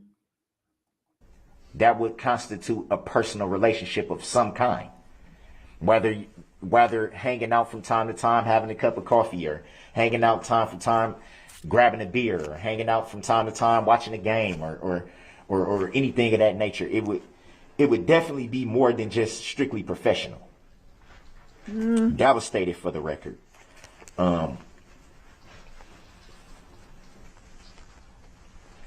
Again, I go back to the Sixth Amendment again. In terms of when I asked for the motion for the evidence motion that I raised, that was denied without any explanation. That would be strictly to place in the evidence any unrevealed contract. Yeah, unrevealed contracts. That's under the Sixth Amendment. No, it's not. Clearly, there's been repeated violations of my Sixth Amendment. We all know that the United States Constitution is the law of the land, period. It trumps everything. Not so much. We also know that any law repugnant of the Constitution is null and void. We know that. Not so much.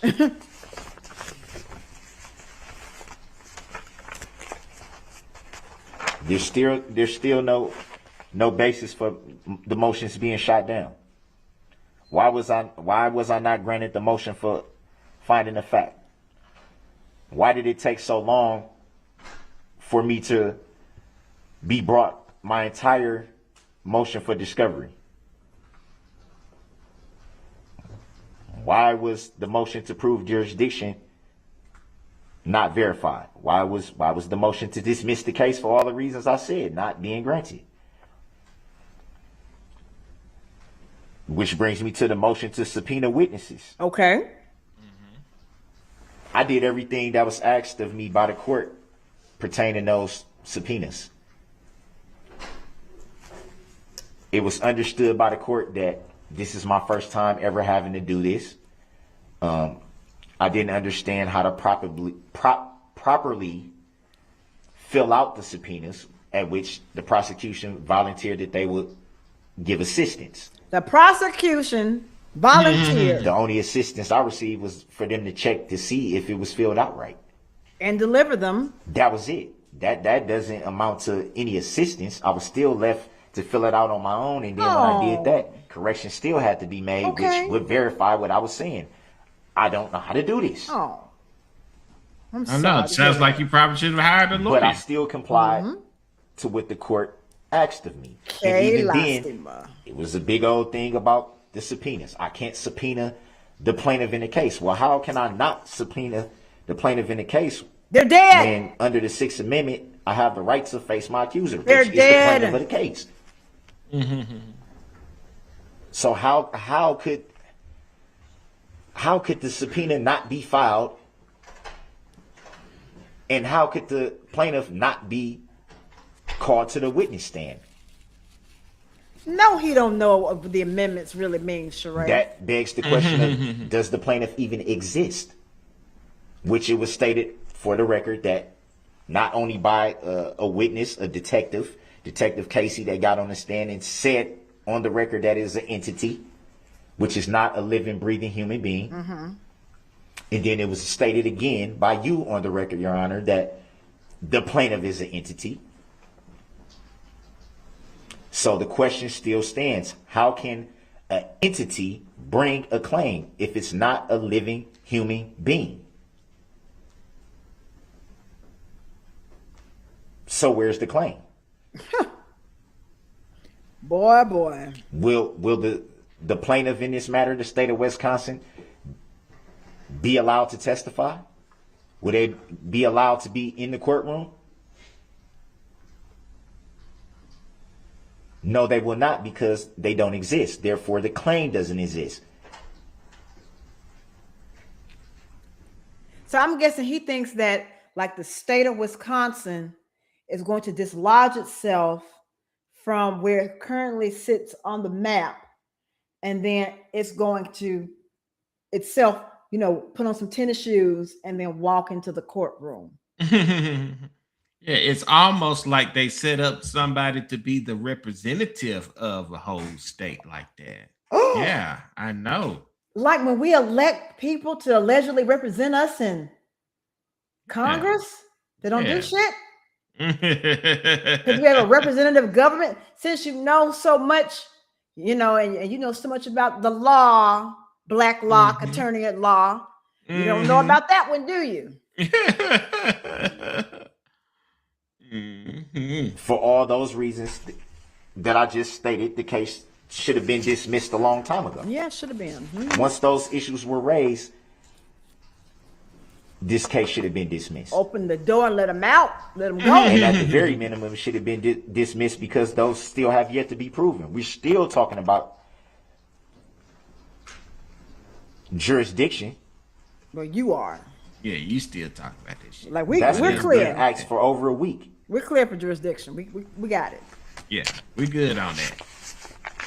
Got all the jurisdiction we need. Look, if he didn't know the jurisdiction, he is chained to this table. He's literally chained to the table. You need to know. That's the jurisdiction. They got jurisdiction over you. In personam jurisdiction. They got you. Subject matter jurisdiction. They got you because you ran over these people. So yeah, they got jurisdiction over your black ass. There's still no providing of license to practice law yet. Yeah, that's that survival guide he reading. Not even by you, Your Honor. That's a soft citizen shit.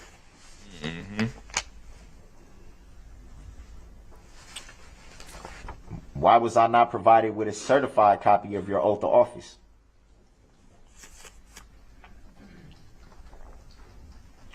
Why would you not state the name that is on file with the Secretary of the State? Or I made reference the first time to the Secretary of the Treasury, and then you stated on the record that it's the Secretary of State, even though you knew what I was referring to when I asked.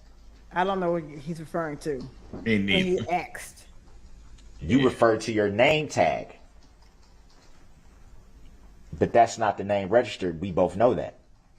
So why wasn't that proof verified? You gave me a copy of your oath of office, but it is not certified. So how can I verify that that is the true oath of office that you signed? Bitch, because she's sitting there. Maybe he's not talking about certification. Maybe he's talking about notarized. He must talk about notarization. Yeah, because like I said, what he's saying doesn't make a lick of sense. I don't know. I don't know. How can I verify that it's valid? Oh, that's right. That's what I'm saying. That's the reason she's why. she's sitting her ass on the bench. That's how you know it was verified. And because everybody who gets elected got to take an oath of office. And most people put their hand on their religious book of choice. Others don't. Technically you don't have to. Yeah, you can. Yeah, you don't have to now. You can just put your hand on anything. On anything. Yeah. Hey, you can put your hand on the P. You like to grab him by the P. Yeah, I don't think that would fly too well. It has. I asked for it to be certified, which you stated for the record you will not do that. Yeah. You never stated any legal reason why. Because it's stupid. I have the right to ask for that. Legally.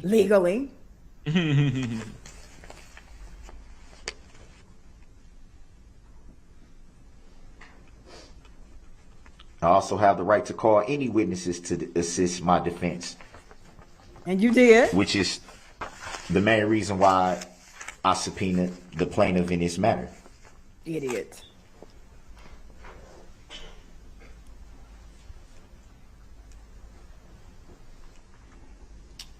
I also have the right to challenge all relevant laws in this trial in terms of their intent, interpretation, fairness, enforcement, and whether they serve and protect the people.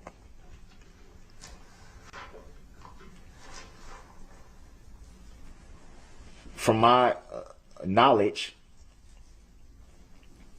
which is very lacking, the design of the statutes of the law was written for the common people to understand. What? So that would mean the law was written for the common man to understand? No, it was not. It was not written for the common man to understand. It was written for. If I was the other side, I'd throw up an objection on that. Objection, Your Honor.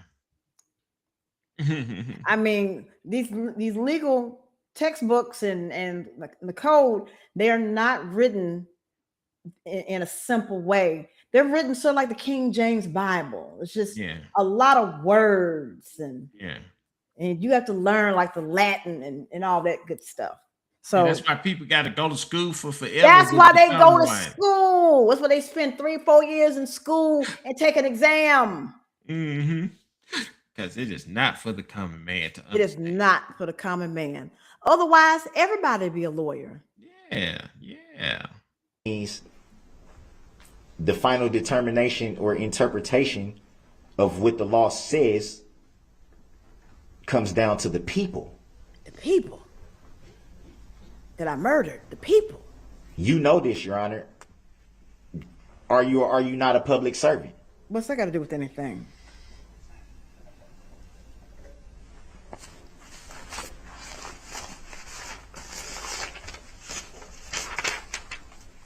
You know he been in the military. You also know he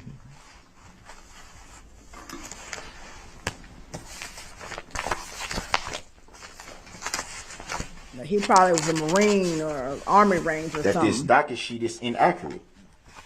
Every filing up until the point that I started representing myself was filed. Here we go. In a name that was represented by all capital letters, which is not my name. Nor has it ever been my name, nor have I ever seen that name or individual. Every single filing or paperwork was all in capital letters. So you mean to tell me, in all of the years of your life, you never wrote your own name in capital letters? You've never seen your name at all anywhere with capital letters? Well, yeah, he probably seen his name in capital letters, but once again, I don't think I've ever written my name in all capital letters, unless I was like 6 years old or something. Yeah, sure you have. Everybody's done it. I like I said, I may have, but you know what I'm saying, the times I've ever had to, few and far between. I mean, I don't go to my doctors and be like, oh, well, you know, my name is in capital letters. You know, that ain't me. Yeah. Those ain't my medical records. Yeah, you know. I mean, like I said, there's plenty of forms where your name is printed out in capital letters. And A, I'm pretty sure he doesn't have a problem either with it. He's just making a big fuss in court. But B, saying like nobody intentionally writes their name in, like, if you're just like, Mike, has there been an instance where you in particular wrote your name in all capital letters? I'd have to say I don't think I have. Or if I had, it was like when I was super young and I didn't understand how letters work. You know what I'm saying? And yes, Sheree does mention that his name was capital letter on his ID that he actively had on him. And he did answer to his name. As soon as they asked him to get down, he voluntarily got down on his belly, face down. And they said, "What's your name?" Darrell. Yeah. Darrell Brooks. Idiot. Ever since September 29th, roughly around there, now everything starts to go to lowercase letters. Why is that? What prompted the sudden change? He didn't crack the case. Yeah. Well, he's got me there. He got me there. I Gotta let him go, have y'all. filings that have all capital letters, which I state every time I come into your courtroom, Your Honor, that is not my name, nor do I consent or agree to being called that name. I'm merely here as a third-party intervener on behalf of my client. Half of his client. Did I accept for value in return for value? We go through this every time I come here. Yeah, every time you say Every that, time. it's crazy.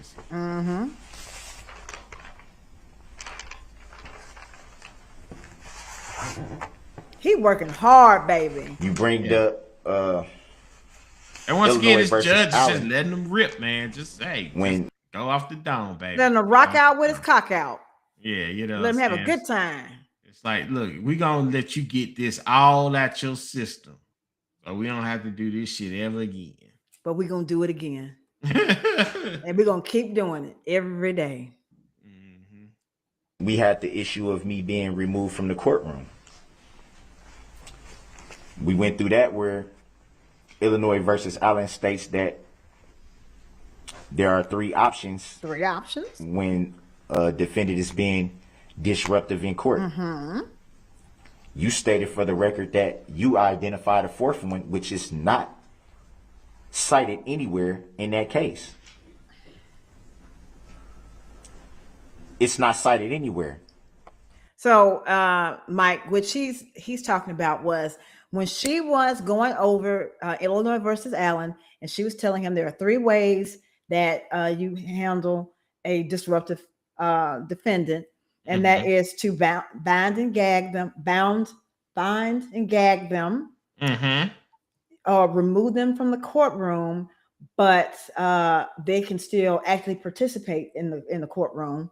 Yeah. And then what was the other one? Which is what he was doing. So it was bound and gagged, or removed completely. Mhm. So the judge has said, and so I found a fourth option, which just allows me to put you in the other courtroom, and you can listen to it, electronically. And I also have the ability to hit the mute button.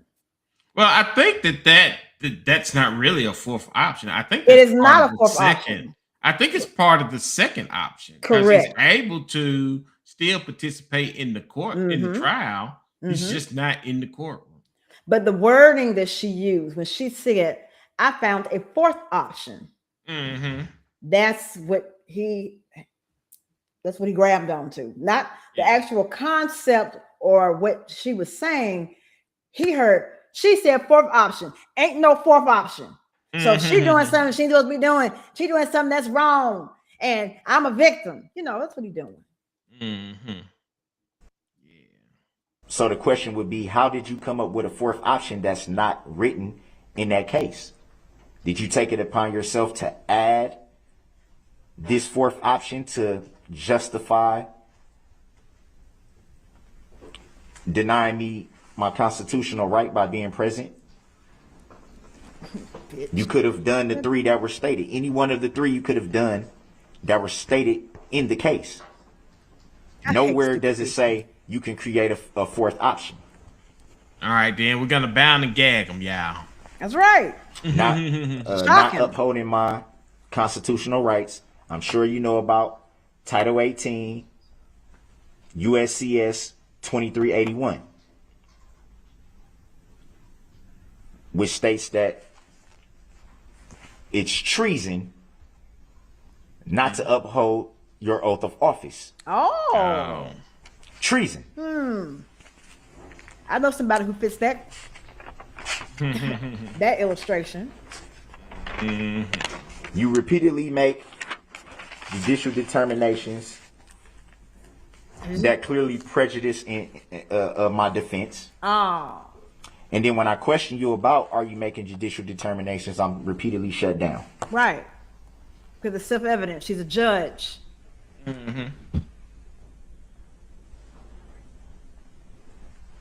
Here come the judge. Here come the judge. Here come the judge. Which leads to today. The constant push not to have an informed jury.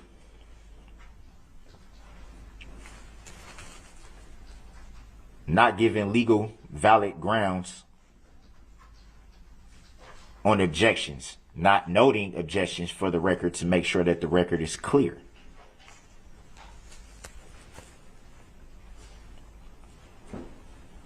I'm sure somewhere in the jury instructions, you informed them that the state of Wisconsin was bringing the claim. But then you make the judicial determination that I'm not allowed to ask questions about the plaintiff.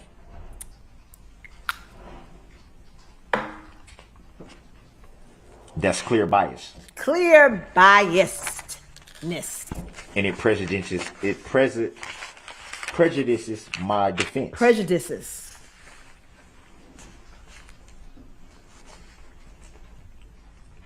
You know also that you have an electronic filing system. I find it hard to believe that I was told yesterday about my subpoena for the plaintiff that I had to wait for a filing in a timestamp when I've seen it done numerous times in just a few seconds right in front of my face. When the prosecution needs something filed, it's filed immediately. Yeah, they're free. And it worked there. I have to wait, or I have to wait till the next day.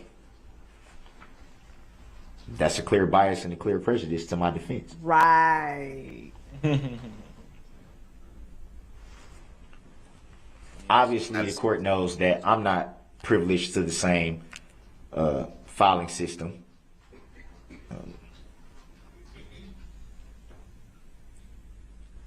Which brings me to the reason why I brought up the issue of assistance of counsel. Under the Sixth Amendment, I have the right to assistance of counsel. And they told you no. It doesn't say. Yeah, wasn't it because they don't do that? Anything about. Correct. They told him at the colloquy, listen, we do not have assistance of counsel. You are not going to have somebody in the seat next to you. You will be doing this all by yourself, solo dolo. And he said that that didn't make him flinch one bit. Yeah. So shut the fuck up. Yeah. Because I know they do that. And I guess, like I said, that's a state by state thing. But yeah, there's usually like a guy who's sitting next to you, and he's not going to give you like legal advice, but he's just there to sort of make sure that you do everything. You follow like legal procedure. Like that's all he's really there for. That's all. And he's not trying to try your case for you. You fired your 2 attorneys, and then you went through 2? You had 2. Damn. You had 2 attorneys, and they were so glad to turn those boxes over. Yeah. That was like, we gone. We out.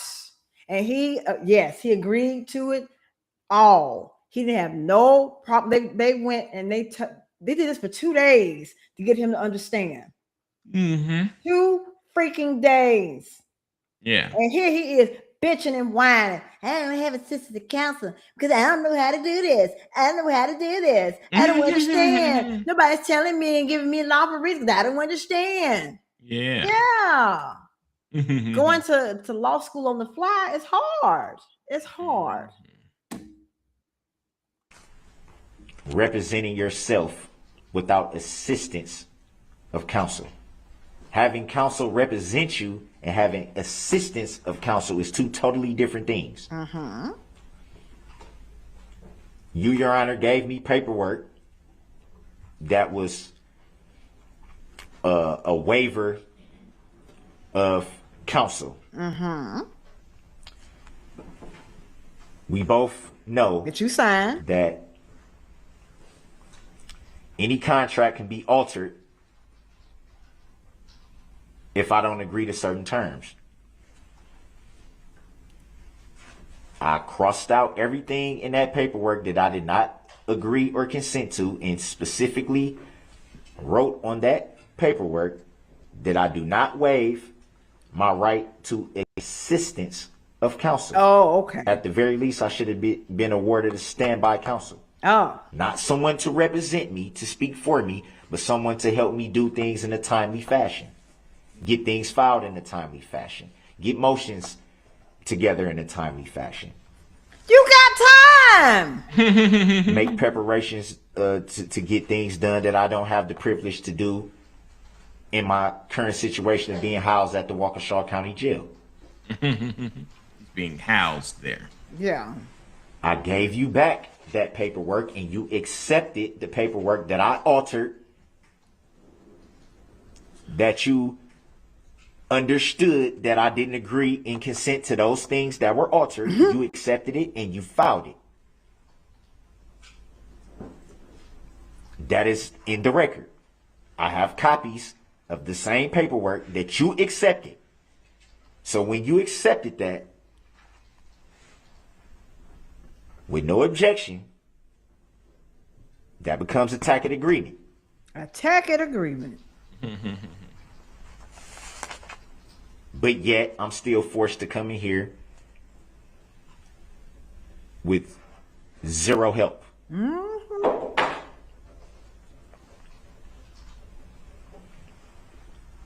I think it's clear that prejudiced my defense. Knowing that the prosecution has everything that they need for this matter at their fingertips. And I have to jump through every hoop possible to even get things filed in a timely fashion. It was stated for the record that the unit that I'm housed in the Waukesha County Jail, and per jail administrator Angela Wallenhoff, that I'm only allowed out of my cell for a few hours a day. Okay. So I'm roughly locked down 22 hours a day. Not given the privilege to access everything that I should be able to at the time that I should be if I was general population. Arrangements could have been made months ago for me to be at least in some form general population with a so you could have got killed, huh? Because you was gonna get killed. They had put you in gym pop, and especially they heard that you murdered a 6-year-old child. Yeah. Man, I'm not 8-year-old child. Dude, come on. Yeah. They was gonna get you. Either Bubba was gonna get you, or Pookie and Ray was gonna get you, but you was gonna get got. Yeah. In general pop, please. Upcoming trial.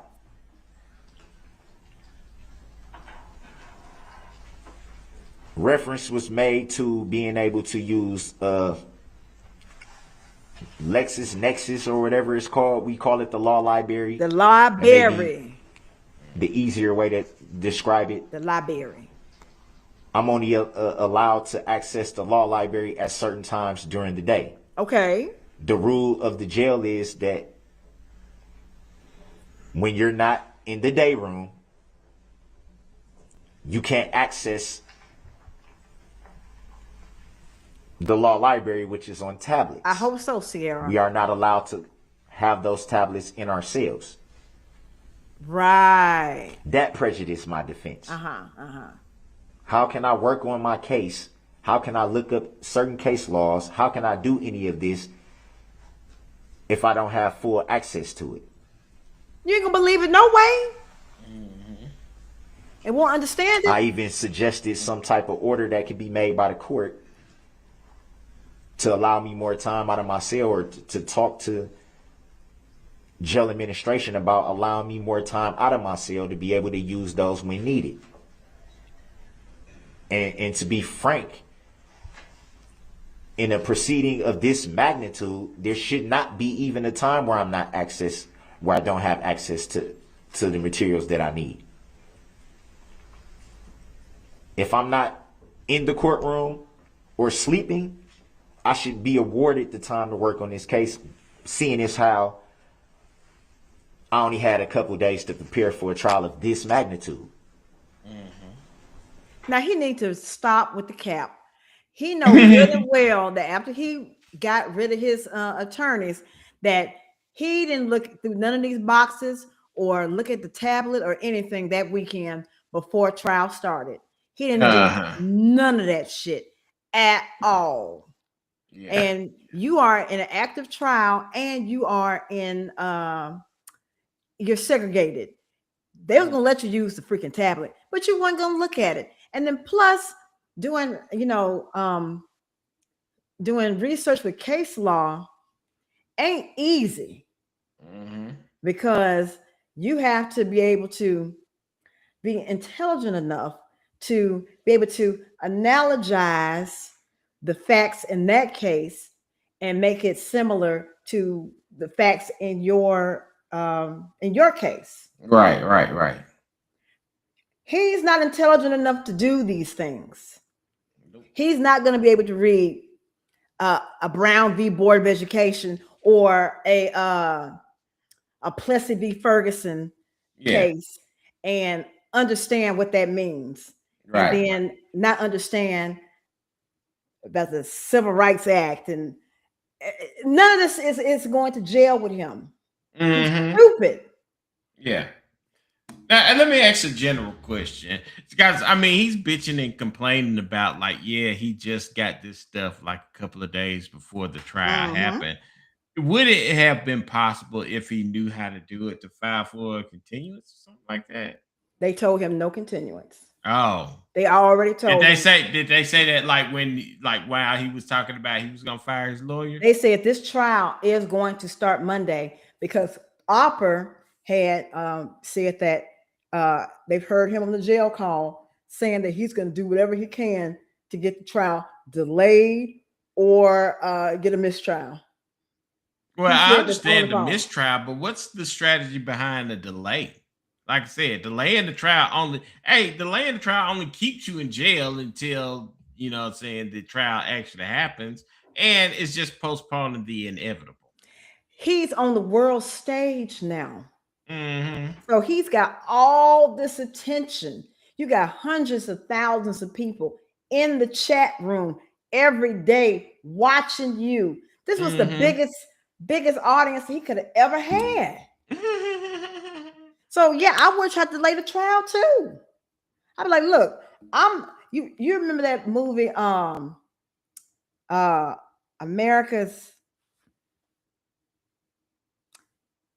the movie with Woody Allen and Juliette Lewis.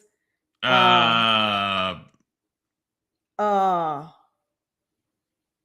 the name of that movie? I know what you're talking about. America Killers, or I think it's something like that. I don't think it's that, but I think it's something similar. It's something with American and killing. Natural born killers. Natural born killers. There you go. Yeah, natural born killers. So just like in Natural Born Killers, and they was all like, "Oh, this is so exciting! We having a trial," and they were like, free whatever her name was. And this, I haven't had so much fun in my life. He's having the time of his life. He got all the attention on him, all the focus is on him, and he's got a captive audience. This is like the best time of his life. This is a highlight. This is the highlight. Yeah. Yeah. And Sheree, if he did look up subject matter jurisdiction, which that's a civil thing, not a criminal thing. However, clearly he didn't look up subject matter jurisdiction because he don't even know if this is a common law court or if it's admiralty court.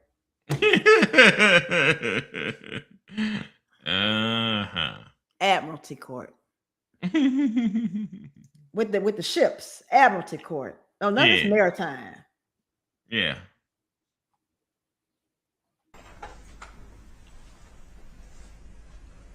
Which brings me back again to the change of venue again. Right. Even right now with trial going on, there's still political ads being shown every day that reference this incident. There's still talk throughout the jail about it.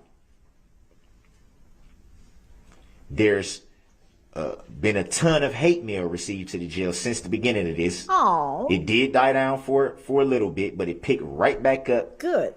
The closer we got to the trial. Good. Yeah. You deserve it. Hate mail that comes from people right here in the city of Waukesha. As they should. Which gives more credibility to the venue needing to be changed. Yet and still that was denied.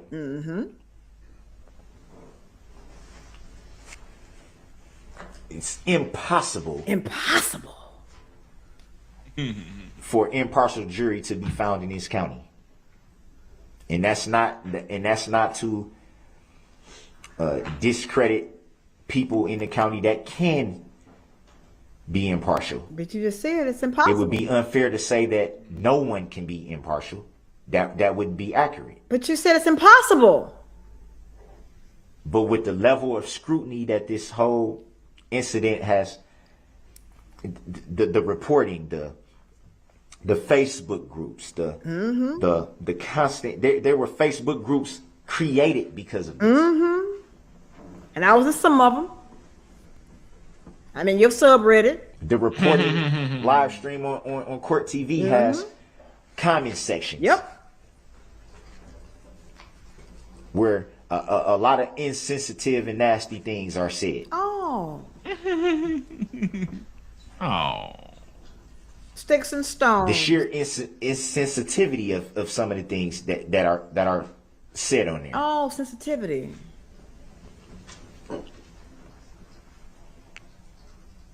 I know a lot of people probably don't care about what I'm about to say, but it still needs to be said because it's truth. What's the fact of the matter is,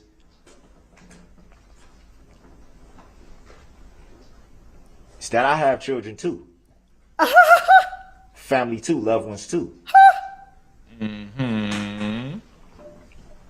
That also have been ridiculed and had their names drugged to the mud and have threats towards them. Now, whose fault is that? Yours. Loved ones that had to leave their home because they were getting threats thrown through their mailbox. Oh. Children that didn't feel safe going to school because they were getting bullied behind what was being said. Bruh, you can go ahead and stop that shit right there. You can stop it right there. You don't know what's going on with none of your kids. Not one child. That you know, because you keep your girls the back half of the week. Yeah. They live in two separate states on two different parts of the country, but you keep them in the back half of the week. I'm still mad about that. Hey, Thema Titan. Yeah. The Mad Titan. There we go. Yeah, the Mad Titan. What's going on, pimping?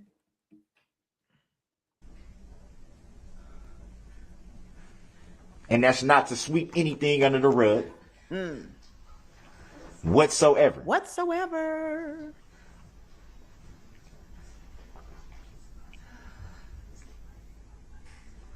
To constantly say and report this incident as attack,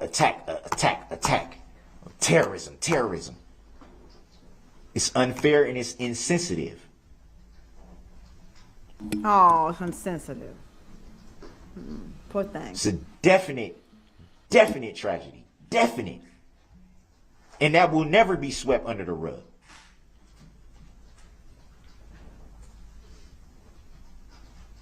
There's always going to be healing that has to take place.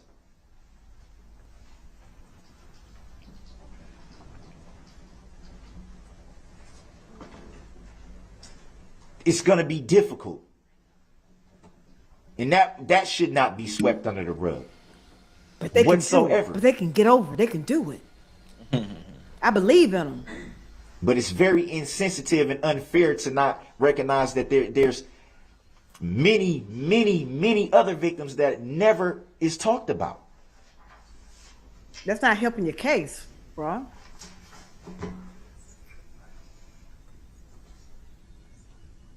And for people to paint a certain picture, mostly from this county, to put this picture out there, it's not only hurtful, but it's insensitive. Oh. And it's not true. Oh. Oh. That hurts my heart. I'm sure the court read through the motion for change of venue. I'm assuming, though it was a lot of paperwork in those motions. I think it was obvious that the venue should have been changed. Obvious. I would have got fired too, being the court officer. I would have been in tears It's too every day. many connections and it's too close. It's too close. Step back, you're dancing kind of close. Feel a little poke coming through on you. If there was any chance for a fair trial and an impartial jury, it should not have been in this county. Or you could have kept your ass in your mobile home in Milwaukee, and we would have had none of these issues to occur. All you had to do was keep your black ass in the house. Well, keep your black ass in the car. Yeah, in the backyard. That's it. That's all he had to do. But you know, he got to do his favorite, way he like to kill people is running them over. That's his thing. That's his MO. And now you a mass killer. But yet it was denied. Denied. Make sure y'all smash that like button when you come in or out, please. Validity. Thank you. 0.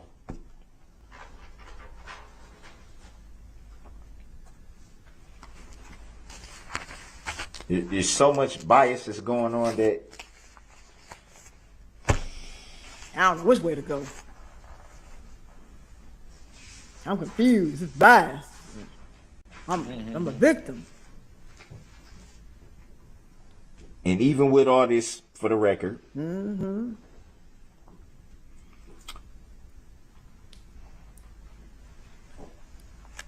we still have no proof of jurisdiction. None. But I'm chained to the table. We still have no bond on file in the docket sheet. In the docket sheet. We still have no plaintiff. We still have no claim.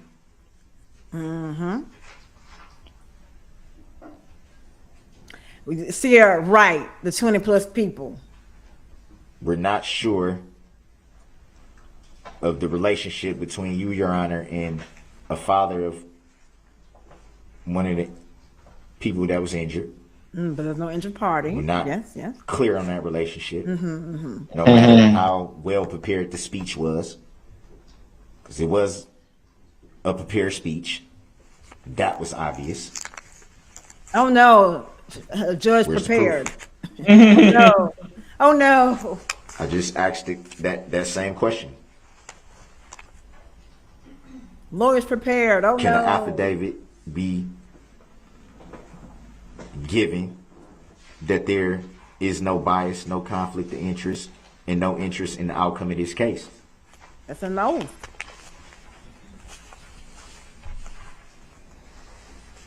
There's no proof if you hold the full judicial power of the state. There we go. 3. Or is it the military power? Mr. Brooks, I've given you about 50 minutes to make your various arguments. You've now repeated yourself a number of times, so I'm going to turn to the state to see if they have any response. Yeah, see, offer the chopper. Go ahead. Thank you, Judge. Judge, I'm going to summarize what I just heard by quoting from a case from the Eastern District of Wisconsin. Look, bitch, they doing case law on the fly. Okay? On the fly. Federal case found at 2022 Westlaw 3045190. Can you repeat that last I'm one? so sorry. 3045190. Retzloff versus Moran. Hey, Kelsey. This case is talking about many of the topics that Mr. Brooks has now recited to the court, and simply states the majority of Retzloff's filing is incomprehensible jargon and cut and paste legal mumbo jumbo.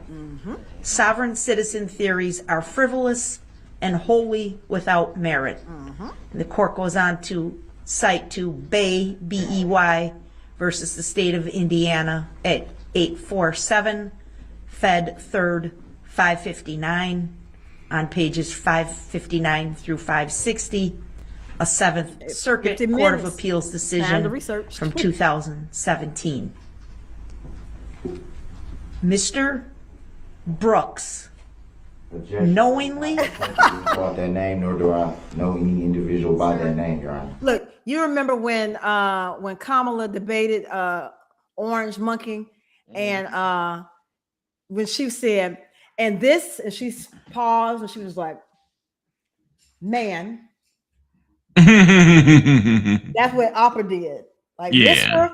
Brooks. Yeah. That man. You know, she wanted to say motherfucker. Yeah.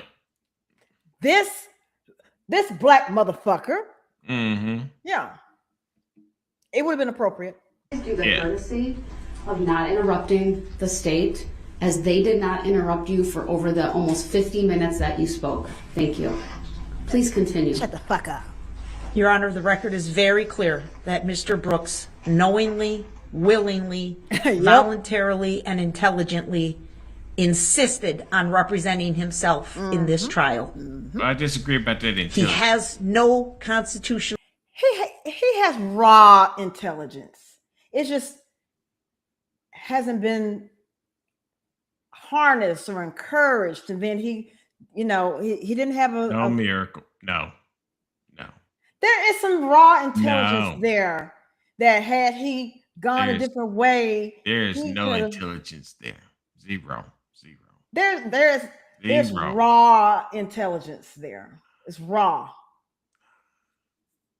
You can't convince me of anything other than that. No. He's got the base. Zero intelligence. He's got the ingredients to be intelligent. No, he does not. No. Whatever. No right to stand by counsel? None whatsoever. The court patiently went through the form and advised him of many of the things he's complaining about here today. The resources of the state, the knowledge of the law, his ignorance of the law. And his words to this court, and I quote to the best of my ability, "It don't make me flinch one bit." That's what he told this court, whatever it was, 2 weeks ago. Now he's here complaining over and over and over again how unfair this is to him. It's highly offensive.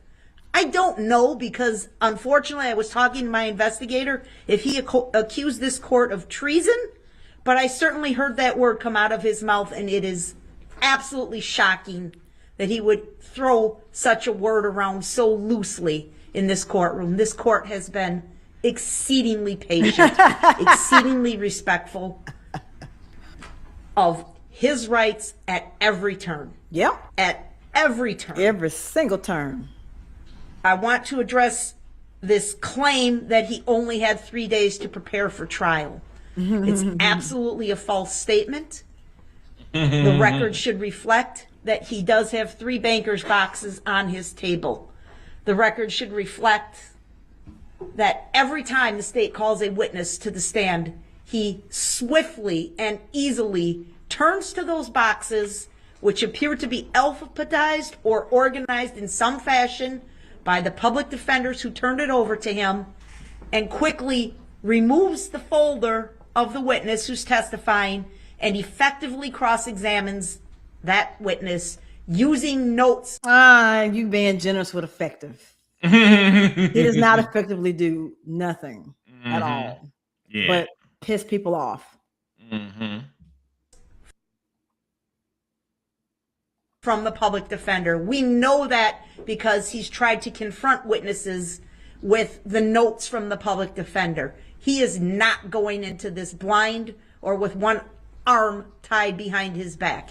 They did all the homework. It was so fair, Vicky. Simply sitting here, reading their notes, reading their cross-examination questions, and asking the questions, and then going on to his ridiculous questions having to do with his belief in the sovereign citizen movement.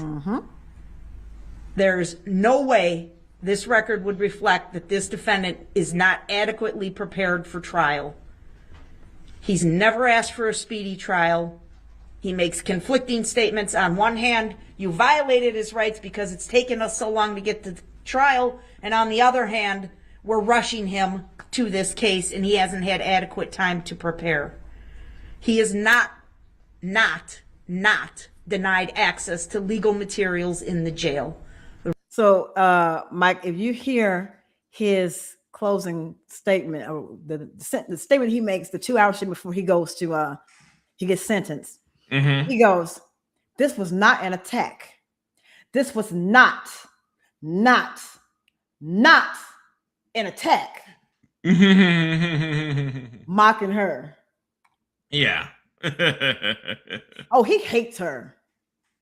Yeah, I mean, I can see why. I mean, you know what I'm saying? Once again, she seems like a very effective lawyer. Opera the chopper. Yeah, you know what I'm saying? Like, well, however we might make fun of her all the time, but she looked like she's hell in the courtroom. Like, you do not want that lady sitting on the other side of the courtroom. Oh, no. I'd be like, shit. I ain't gonna take my chance. Yeah, she seemed like she is about. Let's take a plea.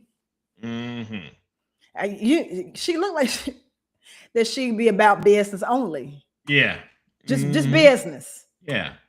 Just work and come home. Yes, and work. Exactly. And come home. Yeah. And take off her black suit so she could put on another black suit. Another black suit. Yeah. And all she needed is her Quaker hat. And then she'd be ready to go. She'd be ready to rock it on out. Like Quaker Oats, yes.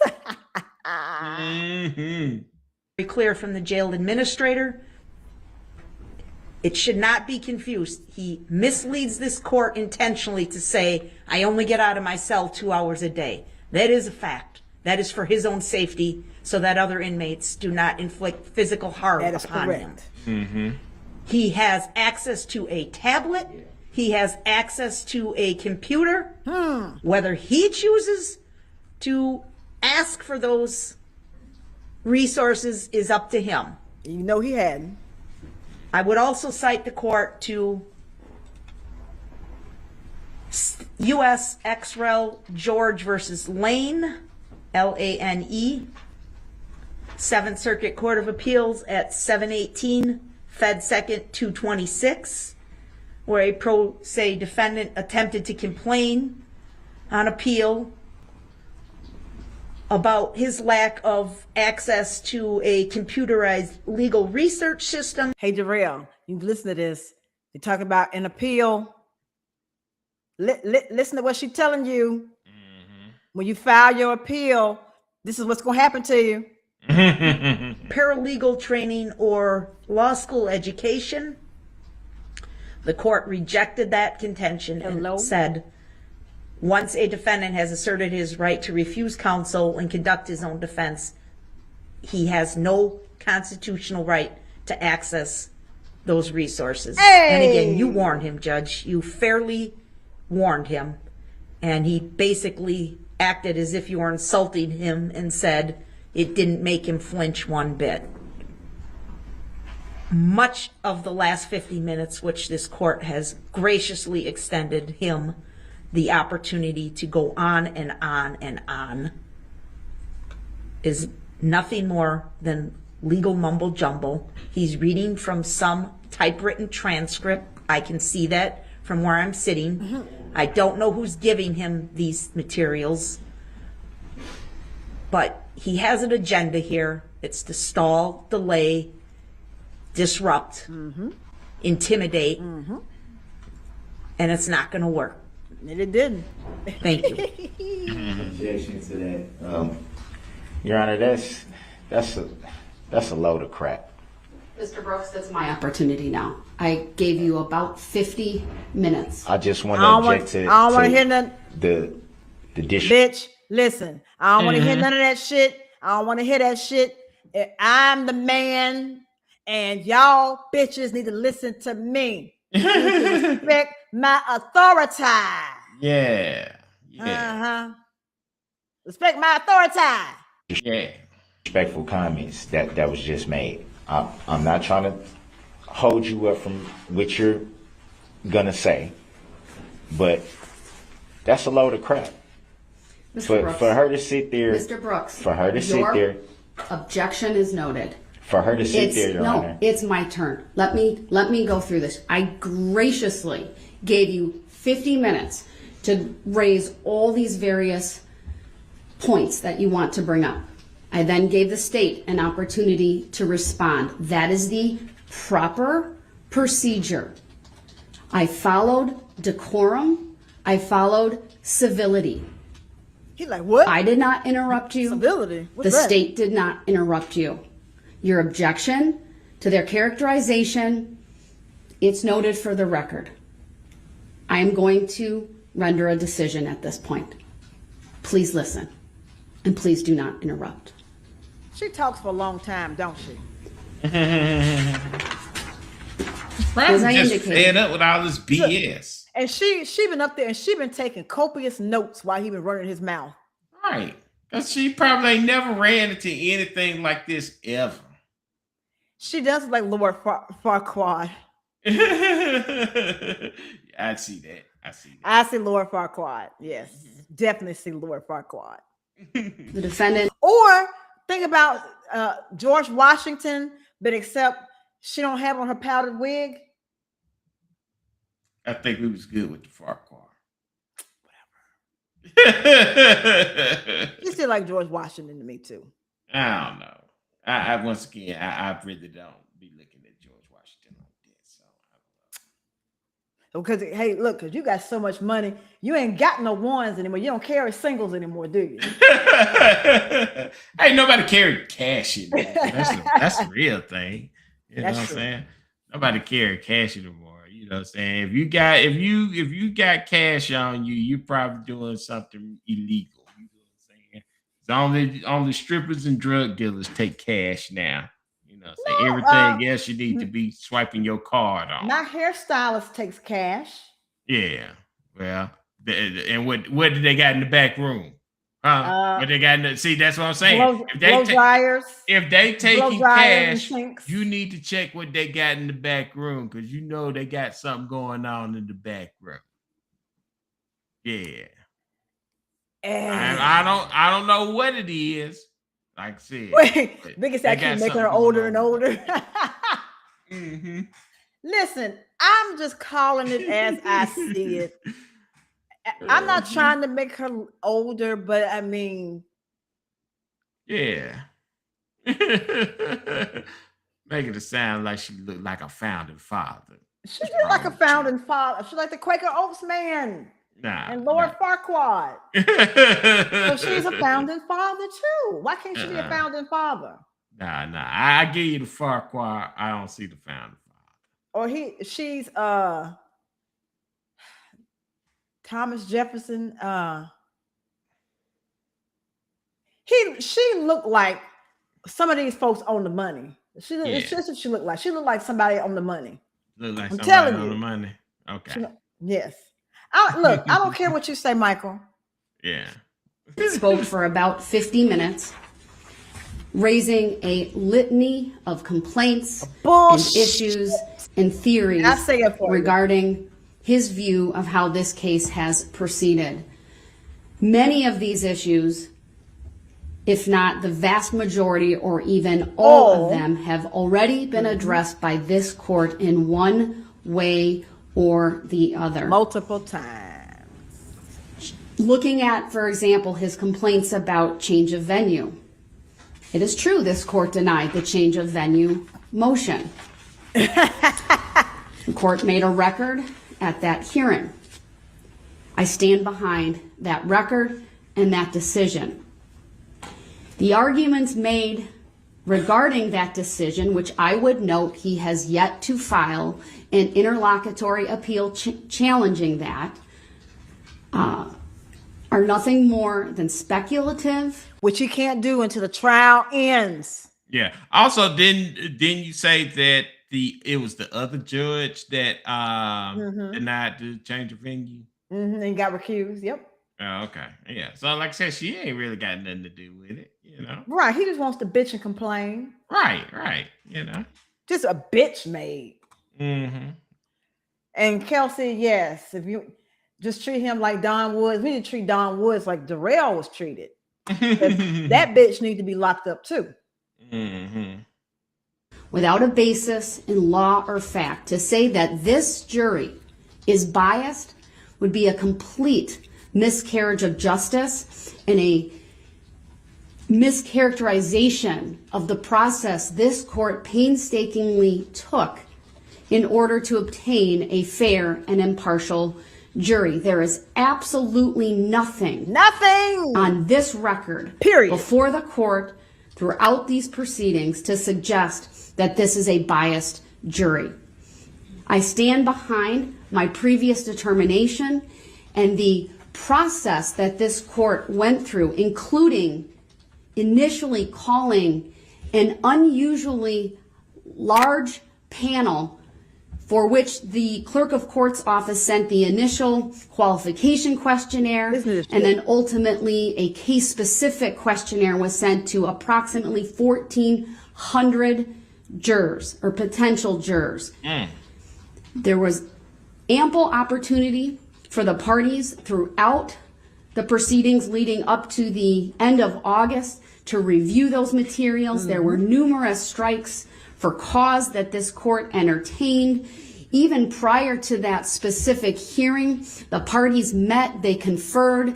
The state agreed not to challenge the vast majority of the challenges to jurors brought by the defense. And then there was the hearing. Then this court, at jury selection, allowed for an indefinite number of strikes for cause. Many were granted, if not all. And then even on the day that the jurors were brought in, the court provided the jurors with a supplemental questionnaire dealing specifically with the issue of exposure to the political advertisements. And then each party had the opportunity to exercise 10 preemptory strikes, which is well above the number of strikes allowed for by statute, which would be 6 based upon the homicide charges, 1 extra for the alternates, which would be 7, But out of an abundance of caution and in the interest of justice, the court gave each side 10, for which many of those Mr. Brooks chose not to exercise, and then pursuant to state law, the clerk of court chose names to strike by lot. So, translation. He decided to act a fool, and he did not participate in picking his jury. So, if he wanted to be like, you know, hey, there's no black people on this jury. There's too many women on the jury. You fucked that up yourself. Yeah. And you let the court had to pick people by lot. Yeah. So yeah, he fucked that up. But once again, would it have really mattered? It wouldn't have, but I'm just saying, like, dude. Yeah, like, you still would have got lives. Just like Paisley's got teeth. He would have got lives. Again, there's nothing on this record before the court to suggest that this jury that we have is anything but fair and impartial. And I take issue with the characterization that they are anything but. They've been diligent, they take notes, they are attentive, they come to this court. As the case law says, there's a presumption that they come to the court without bias, and it's through the jury selection process that the parties and the court ferret out that bias. Many of the jurors who were brought in were struck for cause. Many others were not.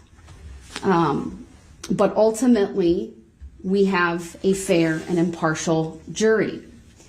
As I listen to the litany of issues and arguments and complaints raised by Mr. Brooks, I would note that they are all unsubstantiated, conclusory allegations and assertions without an adequate basis raised in law and fact. There's been several misstatements by Mr. Brooks regarding either the record that's been made, items that's been provided to him, or the basis for the court either sustaining, I should say, or overruling. So you heard she was being petty because he always say substain. And so she said substain. Yeah. Petty boots. Objections, for an example. There's been a mischaracterization of his rights that he claims to have. As I have stated repeatedly, your constitutional rights are not absolute when you're in a criminal trial, meaning your First Amendment right is not unfettered. It is frankly no different why the case law is very clear. You can't yell fire in a crowded theater. That's correct. No one has a First Amendment right to do that. In a criminal case, the parties have an obligation to follow not only the Constitution and the statutes that are applicable, but to follow criminal procedure, the rules of evidence. That is what circumscribes the rights that a defendant or the state has in a criminal trial. The issues you raise, for example, regarding subject matter jurisdiction are baseless, they're frivolous, and they're not anything this court needs to address further. The fact that you now are asking questions about whether this is admiralty court or a military court or a court of competent jurisdiction is frivolous. This court has jurisdiction over the criminal cases brought before it by the state of Wisconsin. In this particular case, these are allegations that criminal conduct occurred in the city of Waukesha. The city of Waukesha is within the county of Waukesha. This court sits as an elected official in the county of Waukesha to hear these types of cases. That is clear. The only argument or relief that I could discern through the course of those 50 minutes was Mr. Brooks's request that this case be dismissed for lack of subject matter jurisdiction. And as I have just indicated, this court has jurisdiction. It's not been raised. Let me rephrase that. The issue has not even been raised properly. There's never been a written motion. There's never been even an oral motion that would comport with 80201, which requires that the basis for the relief being requested be stated with specificity and be based in law and fact. The vast majority of the points that you raise, sir, are issues that you can raise on appeal. It is true, you have a right to an interlocutory appeal. I would not be the judge to decide any of those issues. So the fact that you complain about what I do, it's noted. The record is going to be very clear. All right. I have a court reporter who's taking down the record of everything that is said and done in this courtroom when we are on the record. And so I don't have to all the time say it's noted for the record because we're on the record. I sometimes do that to hopefully make it clear to you or to note it. I don't always do that, but I'm not required to do that. You raise issues concerning, I guess, plea bargaining. I have never been made aware that you would want to change your plea in this case, and that you're not aware of the state wanting to do that. That is the first time any such issue has been raised, and I see it as a distraction and as simply a statement made by you as part of the litany of things that you are not perhaps pleased with. As far as my conduct in this case, I already addressed those issues. I'm not going to revisit issues related to my familiarity with the father of one of the victims. That was done very early on. I made a very thorough record, and I gave the parties at that point an opportunity to address that after they had ample time to digest that information. While it's true you have a right to seek substitution of judge, it is not unfettered. There was a time limit for that. In fact, it was exercised because a prior judge was assigned to this case, and your attorneys on your behalf exercised that right of substitution. So to say that you have the right to seek recusal at any time would be a misstatement of the law. And even if you think that should be exercised, or there is a valid claim for that, sir, it's not been raised before this court. That. This trial will keep going. I still expect the basic rules of civility and decorum to be followed. So, do you not see that she looks like Michael Jackson?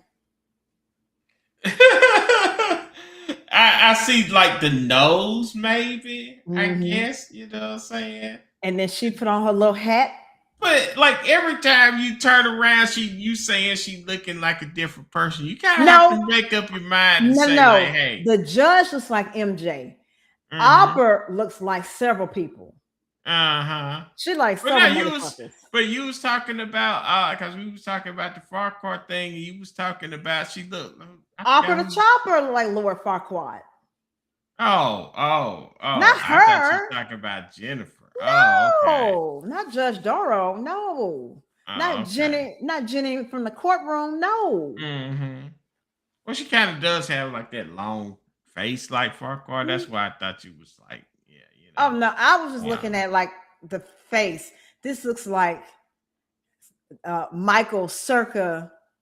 When did he die? 2008, was it? I forget. Probably somewhere around that time. But I see like the nose. She does have the Michael Jackson. This is like the 90s. This is 90s when he was with Lisa Marie Presley, Michael. That's this face. Yeah. Mm-hmm. That includes, we almost done, Mike. Sir, that when there is an objection to a question that you ask, that you wait for the state to indicate their objection and the basis for it. And so she's telling you, shut the fuck up. Mm-hmm. In a very intelligent way. Shut the fuck up. That's what she's telling you. Shut the fuck up. That's it. Shut the fuck up. That's all she's saying. That should have been the thing from the beginning. Shut the fuck up. Yeah.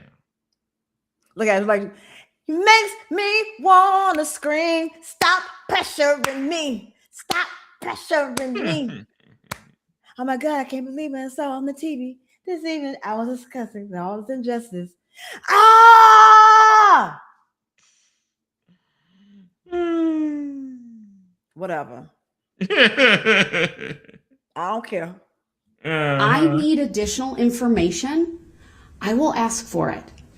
If I don't need additional information, I will rule on it. And I do it. So she says, don't come for me unless I send for you. Yeah. Mm-hmm. Oh my God, I can leave on this TV. This evening about the injustice. Hey, Tony. Mm-hmm. Expect that even if you disagree with that ruling, that you will abide by it and that you will move forward. Whether that's asking a new question, rephrasing a question that you've asked, I do ask that you follow that simple rule of decorum, and that's you not interrupt, and then you follow the rules of procedure. Shut the fuck up. As far as the other issues you raise concerning your right to assistance of counsel, the record before this court over the many days that topic has been raised, even going back to the 2 afternoons of hearings this court held, I will not revisit those. 2 days. I believe I honored your request to represent yourself as is required by the Constitution of not only the United States of America, but the Constitution of the state of Wisconsin. And that you made a very deliberate choice after being fully advised and aware of all the requirements that I needed to go through under the case law, both case law in the state of Wisconsin and case law from the 7th Circuit Court of Appeals, which not only guides this court, but this court must follow.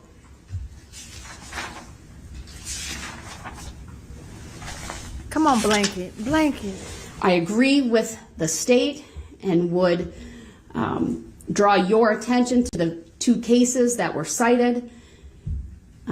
United States ex rel. George versus Lane, found at 718 F. 2nd 226, and Retzloff versus Moran, found at 2022 Westlaw 3045190. I let you put on the record all of those points in order to give you that opportunity to make a full record of the issues that you have believed that you are entitled to raise. But those sovereign arguments regarding written findings of fact, bill of particulars, regarding contracts that you enter into, regarding admiralty court, etc., they're baseless, sir. And this court need not address them further. Now, with that, I know it's 11:30, but I would like to get one more witness on before at least we break for lunch. The jury, of course, has been out for quite some time. So I'll instruct Madam Clerk to bring the jury out.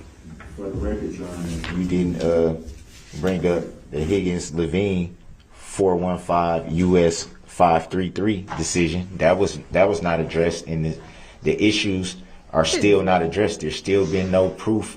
She like Jesus Christ. I mean, now she did a very thorough job of like basically explaining all the bullshit that he's been yapping about. And then, like, I still know that he's still gonna be yapping about them same bullshits. You The know what I'm same saying? shits. Yes. Yeah. So, yeah. But look at her. She's just like, God, Yeah. what did I do to deserve this in life? Yeah. Why did this motherfucker have to come in here and ruin my day?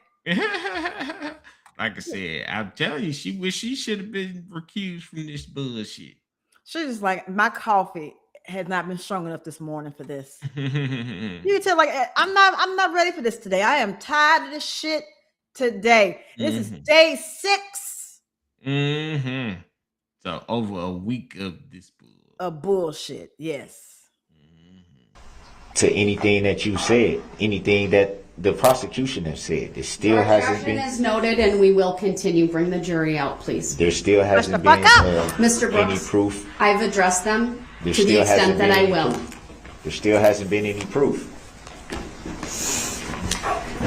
I never once.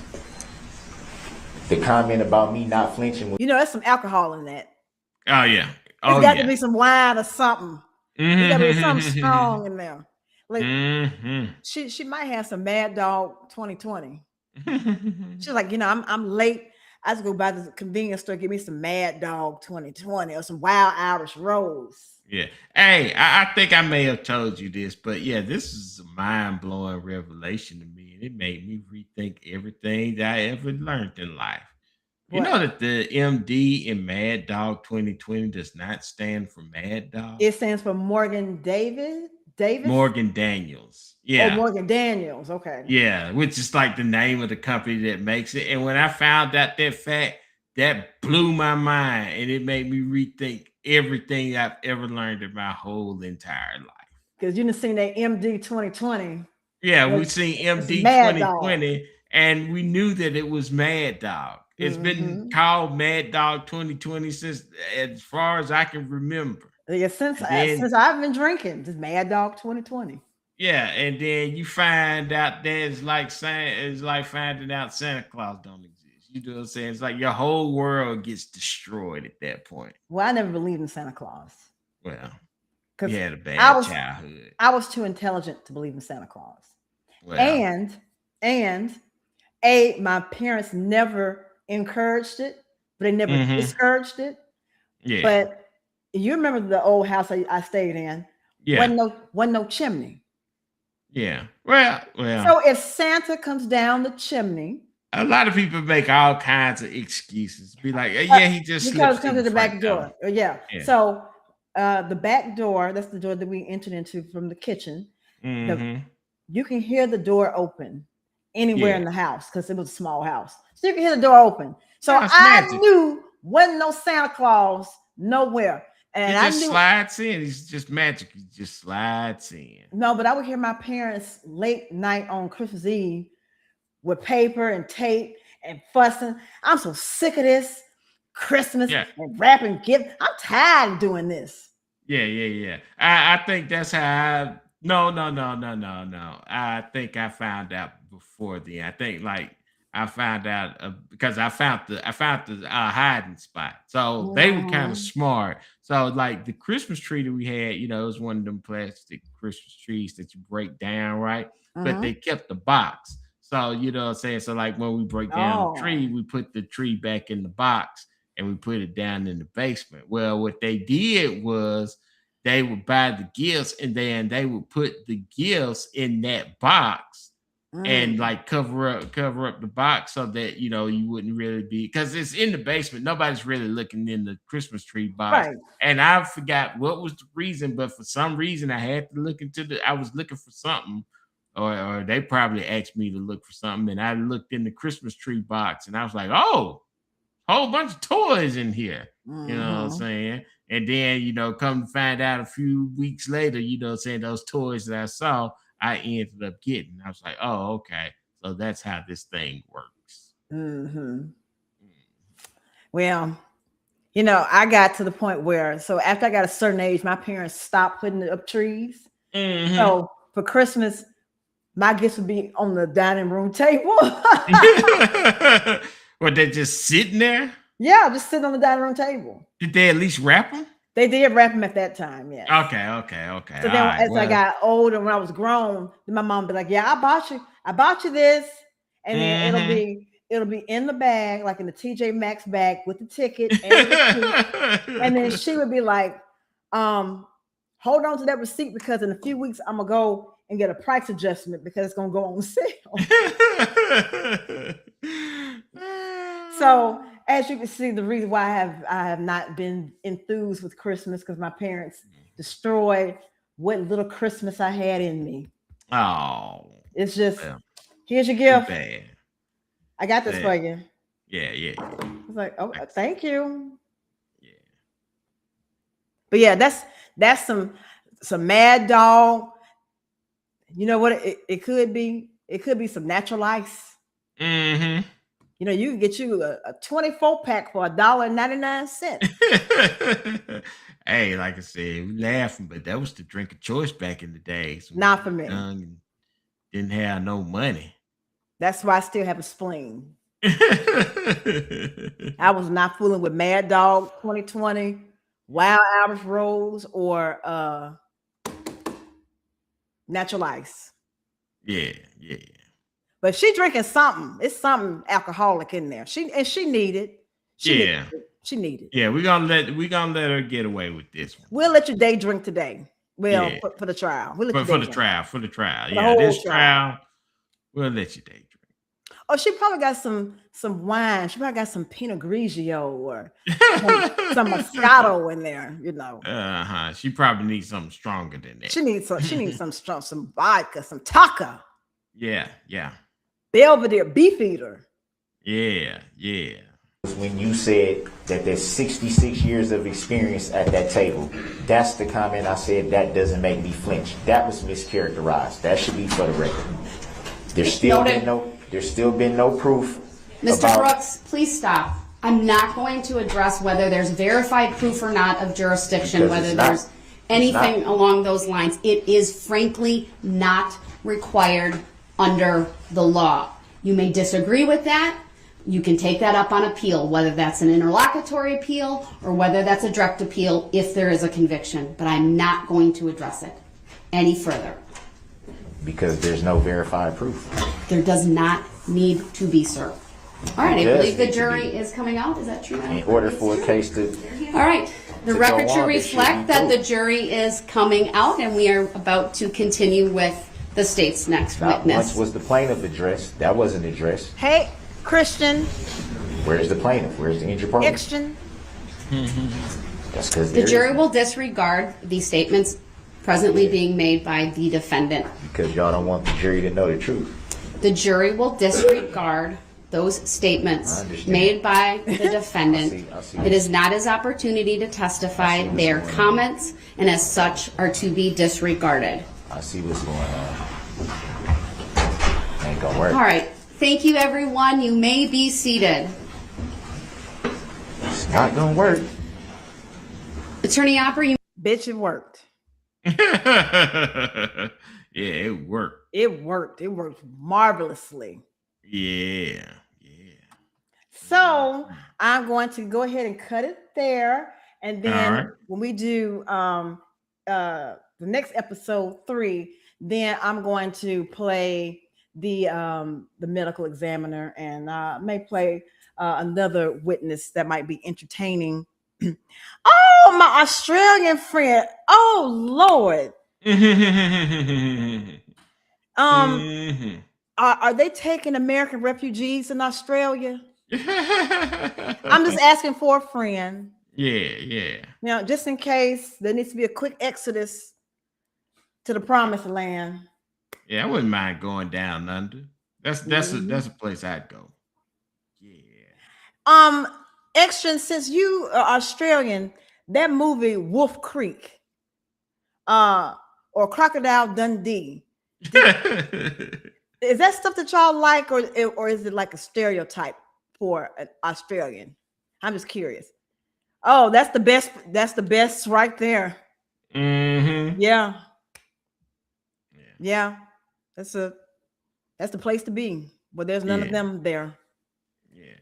Yeah. Yeah.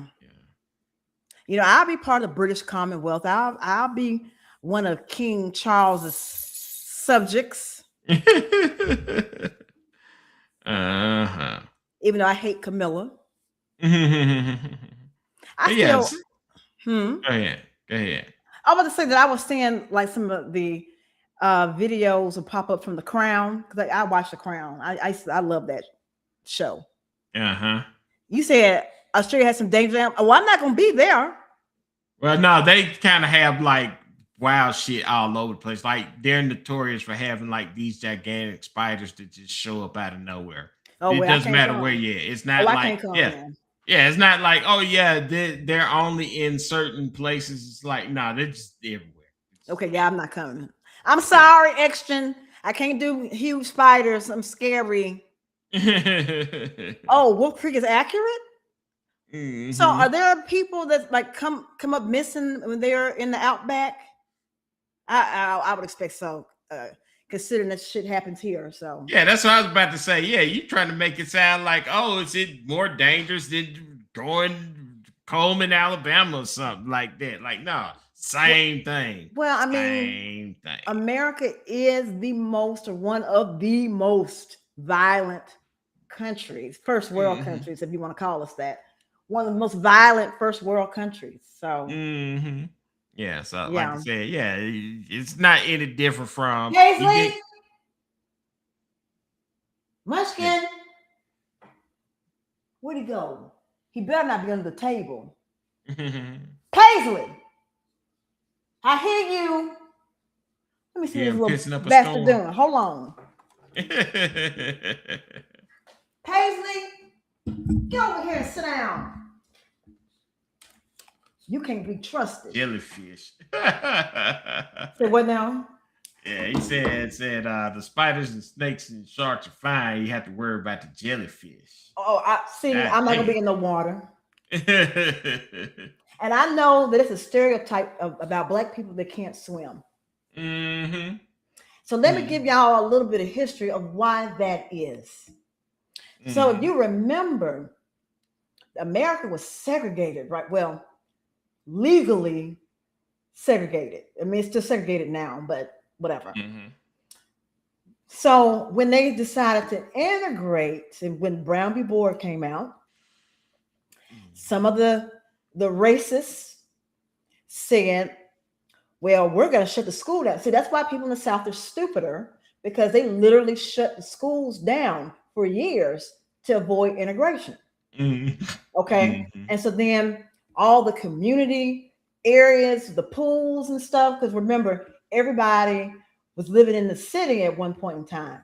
And so then the white folks took off and they went to the suburbs, and they just left the cities. But while they were still in the cities, they shut the pools down, or they did things like would pour acid in the pool so we couldn't get in the pool. So you have generations that had no access to the pool. So that's why typically Black people don't swim. It's not because we're scared of water. It's just because we were not provided the opportunity to have access to a pool until much later. Well, I know how to swim. I try. I can swim underwater, but I can't swim. Well, I mean, like I said, you don't have to do like no Olympic swimming or whatever, but you need to just be able to make it from point A to point B. But as long as I'm still on the shallow end, I'm not getting into the deep end at all. It's the same water. It's not like the water changes. I just feel if you can float in 3 feet or 4 feet, 5 feet, you can. Well, I can't float. Well, then that's the issue. It's not that you can't swim in deep waters; it's that you can't float. Right, because I took swimming lessons and I almost drowned. So that was the end for me. See, that sounds like a you problem. That was I don't need to be nowhere near a pool. Oh, good, y'all have gun control. That's wonderful that y'all don't have school shootings on a weekly or mass shootings on a weekly basis. And then they'll be like, we don't know what to do with guns. I mean, everybody have guns. And then the police is scared of you. Now you have open carry and concealed carry and constitutional carry. But don't have a gun when the cops pull you over. Yeah. They'll be scared for their life. Nah, only if your skin is darker, you know what I'm saying? Yeah, it's not a can't swim. It was we weren't allowed to. And so then that mostly affected like my parents. Well, pretty much anybody that was in the Jim Crow South, that affected them. Yeah, because I know my mom, she can't swim. I think my dad can. Yeah. So that's the reason why Black people can't swim. Allegedly. Yeah. So we coming up in the world, so that's gonna change. And look, the minute I start talking about Black folks, my numbers go down. I know y'all don't want to hear about Black folks. I know. But considering I'm this and you here, you want to hear it. Yeah. It's all good. Like I said, we just be talking out of love anyway, so it's all good. So how's an Australian open carry blows my mind? How is that legal? Well, it just is. You have a gerrymandered South, and you have a love of guns, and they romanticize guns here. Yeah, I mean, because it's the whole thing that America was founded on guns. You know, guns has been part of our culture since America's been a thing. So violence has been a part of our culture since America has been a thing. Yeah, so like I said, you know, like most people are smart enough or not crazy enough to like, you know, like, hey, keep your gun in your car, or if you do, walk around with it. You know, you know, you have it like in your waist or something like that. But then, like I said, you get them Second Amendment gun nuts that like walk into a subway with an AK-47 strapped to their back, and it's like, dude, why? You know what I'm saying? Look. My numbers went down some more. I know. Y'all do not everybody. I'm just saying in general. They do not like talking about Black folks at all. Maybe because it's late. You know what I'm saying? They probably, whatever. Past my bedtime, past your bedtime. If I was to go ahead and play some of the real, my numbers would probably tick back up. And it's okay. I'm here for the ones that want to hear. It's our gravy, big baby. And I don't cast my pearls to swine. So those who are interested and are willing to learn, I applaud you. I applaud you. Yeah. So you need to be a farmer where you need one. However, it's a hunting rifle, not an AR-15. They say that you have the AR-15. They say you need an AK-47 to hunt. That's the thing. That's what we live at. Yeah. You know what I'm saying? Yeah, you need all these crazy ass machine guns and automatic rifles, and you know what I'm saying? Fully automatic rifles. Yeah, to go deer hunting. Like, no, you don't. You know what I'm saying? If you have to put 15 rounds in a half a second to kill an animal to feed your family, you're doing something wrong. Real one steak. Thank you, Christian. I appreciate you. But I mean, people, I just want y'all to you know, I know that like the thing with the Nolan Wells thing, and they're like, Black people can't swim. Yeah, there's a reason. Yeah, there's a reason. That's the reason why the South is way behind the West and the North in terms of education, because they did not want us to go to school with them. So they said, screw the school. And then it's when it came with, which was one of the schools I went to, it was predominantly white. So like from grade K through 12, you could count the number of Black people on one hand. And I'm one of the numbers on the hand. Well, like I said, I went to elementary school, and like I said, I talked about this in the other videos that like, I showed my yearbook to a guy who I worked with, and it turned out we went to the same school. And it's like, there's only like 20 people in that whole yearbook that are Black. So like Christian, one of the things that you, y'all from over there, y'all are given this this this narrative about how wonderful America is, and bring your poor and your huddled masses, and you can make your dreams come true, and we're all equal, and da da da da da da. And so now Black people have been saying for generations that is not what America truly is. And because of certain individuals who are in office, that mask is coming off. And so some white people have come to the correct conclusion that they're on the menu too, right along with us. Because you're not rich. Yeah, that's what it really is. It's less of I mean, they try and wrap it up to be like a color thing or a race thing, but it really is more of a rich versus poor. It's a distraction. Racism and all this stuff, that's a distraction. The main issue is classism.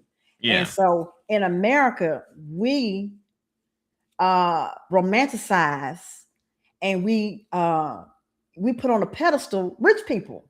No matter how much of an asshole, there's no such thing as a nice billionaire. None. Because you have to exploit people to be a billionaire. I mean, we really have policies that are like, hey, you know what I'm saying? We have to, you know, do things to hurt poor people so rich people can have more money. They can have more money. Like, how does that work out for you? You know, like they're about to cut some of Medicare, some of the subsidies to make Medicare, that's for elderly people and for sick people and disabled people. You're going to make that harder. But we got enough money to paint statues in Washington gold or to repaint the reflecting pool blue. Or to put your name on buildings and put cheap ass gold leaf everywhere. That's what we got money for. We got money for that. We don't have money for healthcare. That's too expensive. We don't have money for that. We don't have money for childcare. We got no money for that. We live majority of the country, the employment is at will. So that means that I can be fired at any time for any reason except for like racism, sexism, blah, blah, blah, blah, blah. But now we don't even have to worry about people reporting any of that stuff anymore because white men are the focus of civil rights now. They've been the white men who primarily run everything, old white men, they run everything.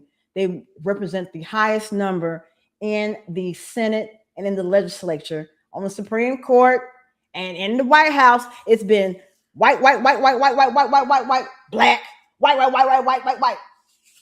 Yeah.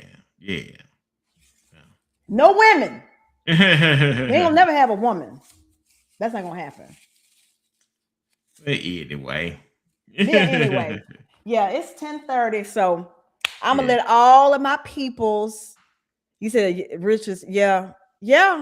Look, when I went to Mexico and got sick down there, they were like, "Well, you can go to the doctor." I was like, "I can't. I don't have any money to go to the doctor." They're like, "What you talking about? It's free." I said, "It's free." I said, "But I'm not from here. I'm not Mexican." He's like, "It doesn't matter. It's free." I was like, "Free?" Yeah.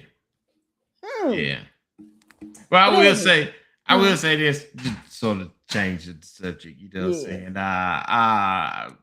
saying? Last time I went on a cruise a few years ago. We ended down there in Mexico or whatever, and you know, I'm out in the streets, you know, just sort of walking around the city and stuff like that. And but they were staring at you with in amazement too. No, they were pretty chill, you know what I'm saying? I mean, because like I said, it's a tourist town. So like okay. You know what I'm saying? Like they see everybody all the time. So like in fact, they want you to come in because they want you to buy something, you know. And plus we was in Cozumel, I believe. Oh yeah. We was in Cozumel. And like I said, that's where they had like all the bootleg shops and stuff like that. So like, if you need to get your bootleg Louis Vuittons and stuff, I got me a bootleg pair of Oakleys when I was there. That sure did. So like all the stores was just trying to get you in so that they could say the bootleg. But what was really funny was that like, this was me being naive of how Mexico kind of works. So, what I'm saying? We was in some store. Trying to think what it was. I think it was just like a knick-knack store or whatever, you know what I'm saying? And so we're in the knick-knack store just looking around and all the little neat art and stuff like that, you know what I'm saying? And then the guy comes to me and he's like, oh, we got a pharmacy in the back. You know what I'm saying? And I was like, okay, that's cool. You got a little knick-knack store. And then, if you seasick, you can get some Dramamine or something like that. You know what I'm saying? Get you some aspirin, some Tylenol or whatever. No, pharmacy in the back means we have illegal drugs back there. So like all of your Viagras and your opioids and things like that. And so like you go down the street, right? And there will be shops that advertise we have a pharmacy here. You know what I'm saying? I need to go back to Mexico. So yeah, it was like, yo, you know what I'm saying? I'm being naive, like, oh yeah, that's pretty cool. That like, hey, if you run out of cold medicines or whatever, you can go in there and you can get you some or whatever. I'm pretty sure you got people coming in to saying they need some stuff. They forgot their stuff at home. So, they just got it here in Cosby. You just go and get the whatever. You know what I'm saying? Like, no, that's not the type of pharmacy that they had. Like I said, they had, they had some pharmacy.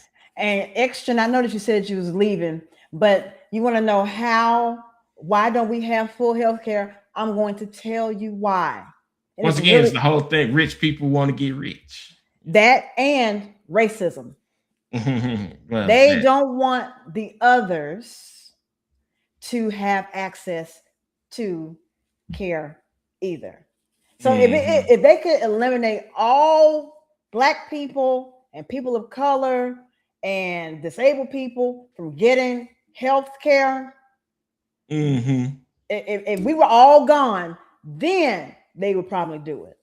But as long as you have Black people and you have Latino people and you have people from everywhere else that's not white presenting, then they will not do it because of racism. Racism is expensive. Yeah. And I think that a lot of Americans are learning that very, very, very hard yet predictable fact that racism is expensive. It's almost $5 a gallon to put gas in my car now.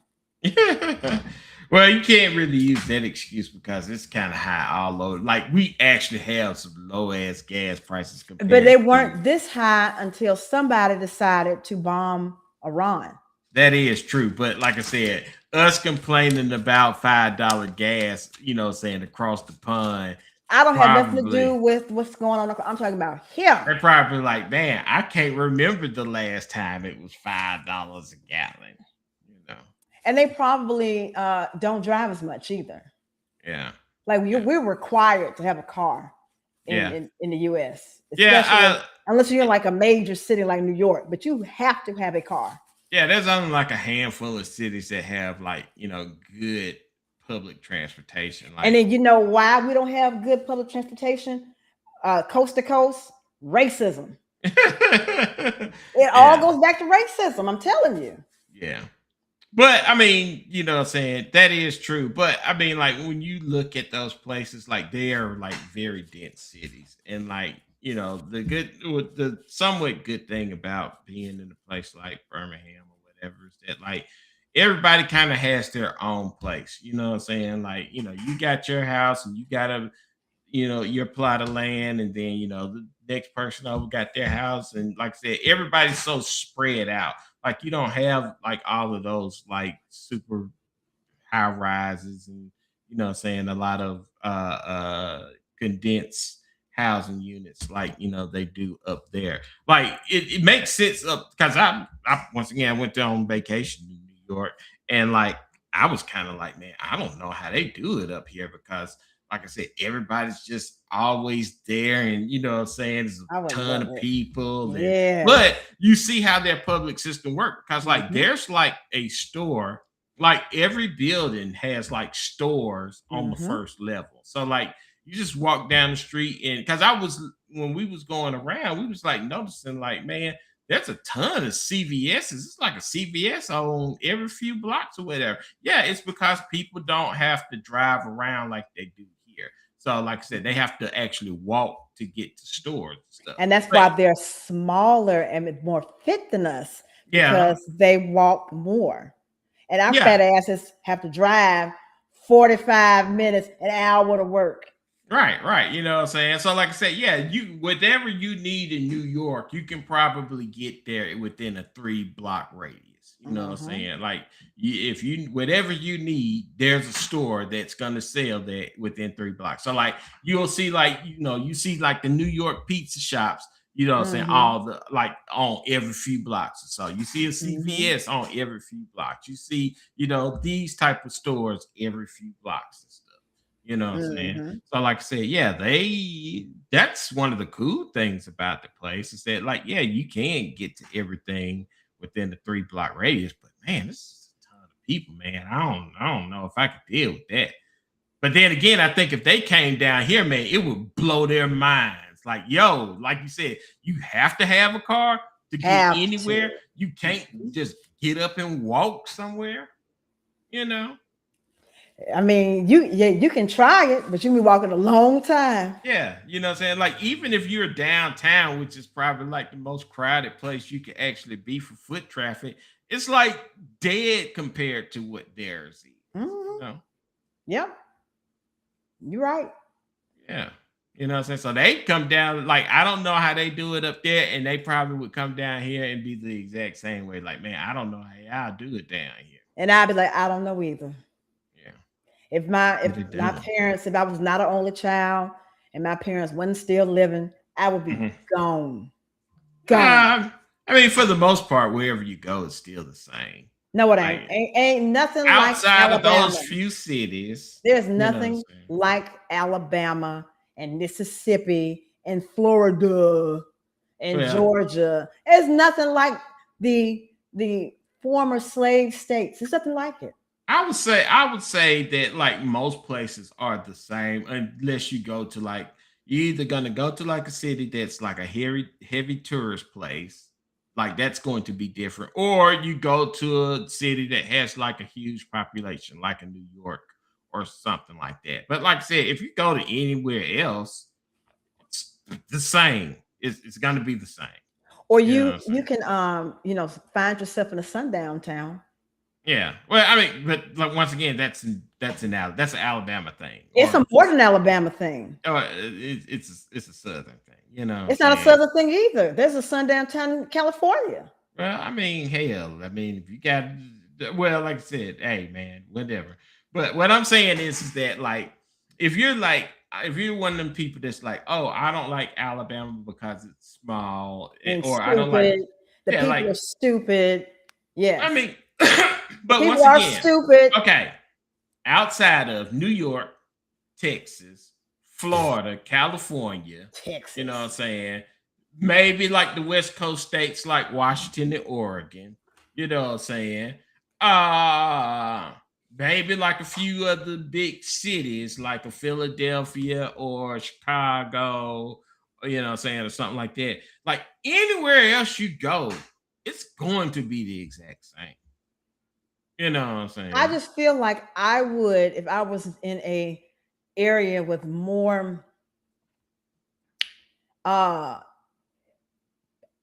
educated people who are more evidence-based and not religiously based. Once again, I think that we would be in a better position. Your Californias and your New Yorks, yeah, everywhere else you're looking about the same.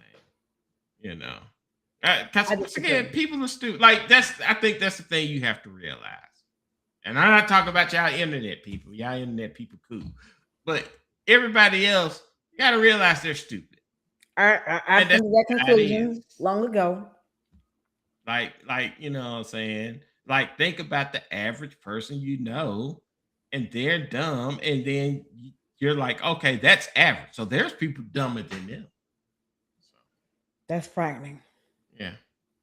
And I'm not trying to get on my high horse or whatever, because I know I'm not the smartest person out there.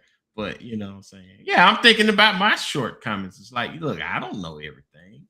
There's a lot of stuff that I don't know. I get stuff wrong all the time. And I'm considered, you know what I'm saying, somebody who they think is kind of intelligent. But I think that you'll be smart enough that if someone presented you with evidence that, for instance, that the earth isn't 6,000 years old. Okay, but so once you'll be like, yeah, you know what? You know, evolution could be a thing. It could be a real thing.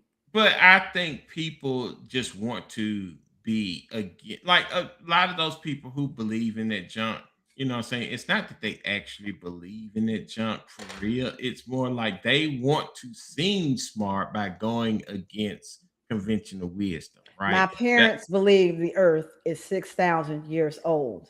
You know what I'm saying? And that dinosaurs and humans were on the earth at the freaking same time. And I think maybe it was some dinosaurs on the ark. Okay, well, okay.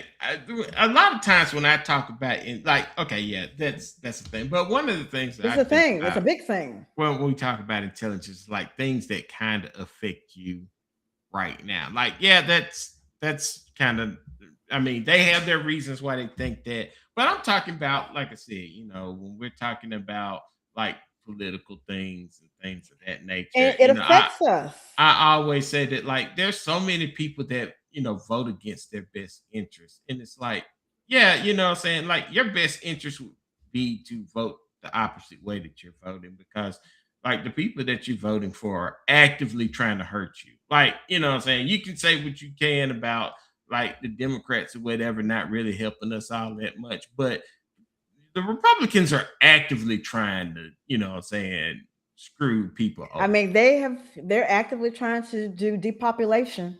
That's what, you know, all our billionaires that run the country, they're trying to depopulate us. And you know, I had, or maybe I didn't have that conversation with you, but yeah, it's like, hey, you know what I'm saying, there are people who are poor in Alabama, you know, for example. Like, Alabama is a poor state, like, no matter how you cut it, you know what I'm saying? Mm-hmm. And we got rich motherfuckers here, but like overall the state is poor. And like, you would think that those poor people who are actually on government assistance, you know what I'm saying, would vote for people who wouldn't be actively trying to cut government assistance. It's like, what are y'all doing? I make some money. I make a lot of money. You know what I'm saying? I don't need government assistance. So like I said, I should be one of the people who should be voting for them. You know what I'm saying? Because I want those tax cuts that they giving out for people who got money. You know what I'm saying? I ain't got that type of money, but I got some pretty good money. You know what I'm saying? So you would think that somebody like me would be the type of person that would vote for people like them. But I'm not. You know what I'm saying? It's the people who are getting the government assistance who are voting for people who want to cut government assistance. Like, what kind of sense does that make? I'm gonna tell you what sense it make. Mm-hmm. Racism. I know it. I know what the answer is. Okay. I'm just saying that's gonna always be the answer. Racism. I'm just saying that, like I said, if people would stop being that way, you know what I'm saying, and actually look at candidates that actually help them out and vote for those candidates, we probably wouldn't be in the shape that we in now. But like, most people treat elections like, you know, saying football teams. I got to make sure that my team win. I'm going to root for my team no matter what. You know what I'm saying? Even if your team is actively hurting you. Mm-hmm. Because they will actively, because they know they're going to actually hurt the people that they won't hurt. But what happens is, when you dig a ditch for someone else, you got to dig too for yourself. Yeah. And that's what's going on. It's backfiring left and right. Left and right. And I love it. Yeah. Mike, you didn't froze, so that's the cue to go. Yeah, that's cute to go. We'll say this for the political stream. That'll be on our Patreon. You know, you can check that out, and you can hear all our crazy hot takes about political shits. So, but yeah, that's the signal. It's time to go, y'all. It's been fun, and we'll do it again. Get your old ass in the bed. I'm halfway there. Let me see where I'm at. Video. Oh, Lord. All right. All right. Well, the last thing I'm gonna say to y'all then is drums, please. Drums, please.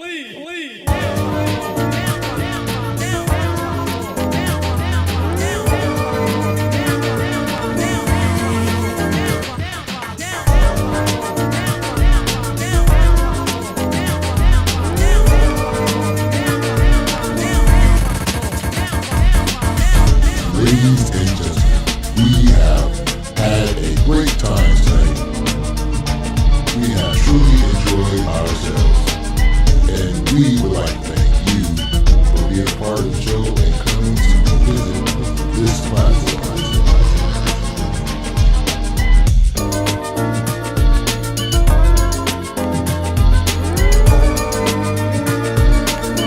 Live on YouTube.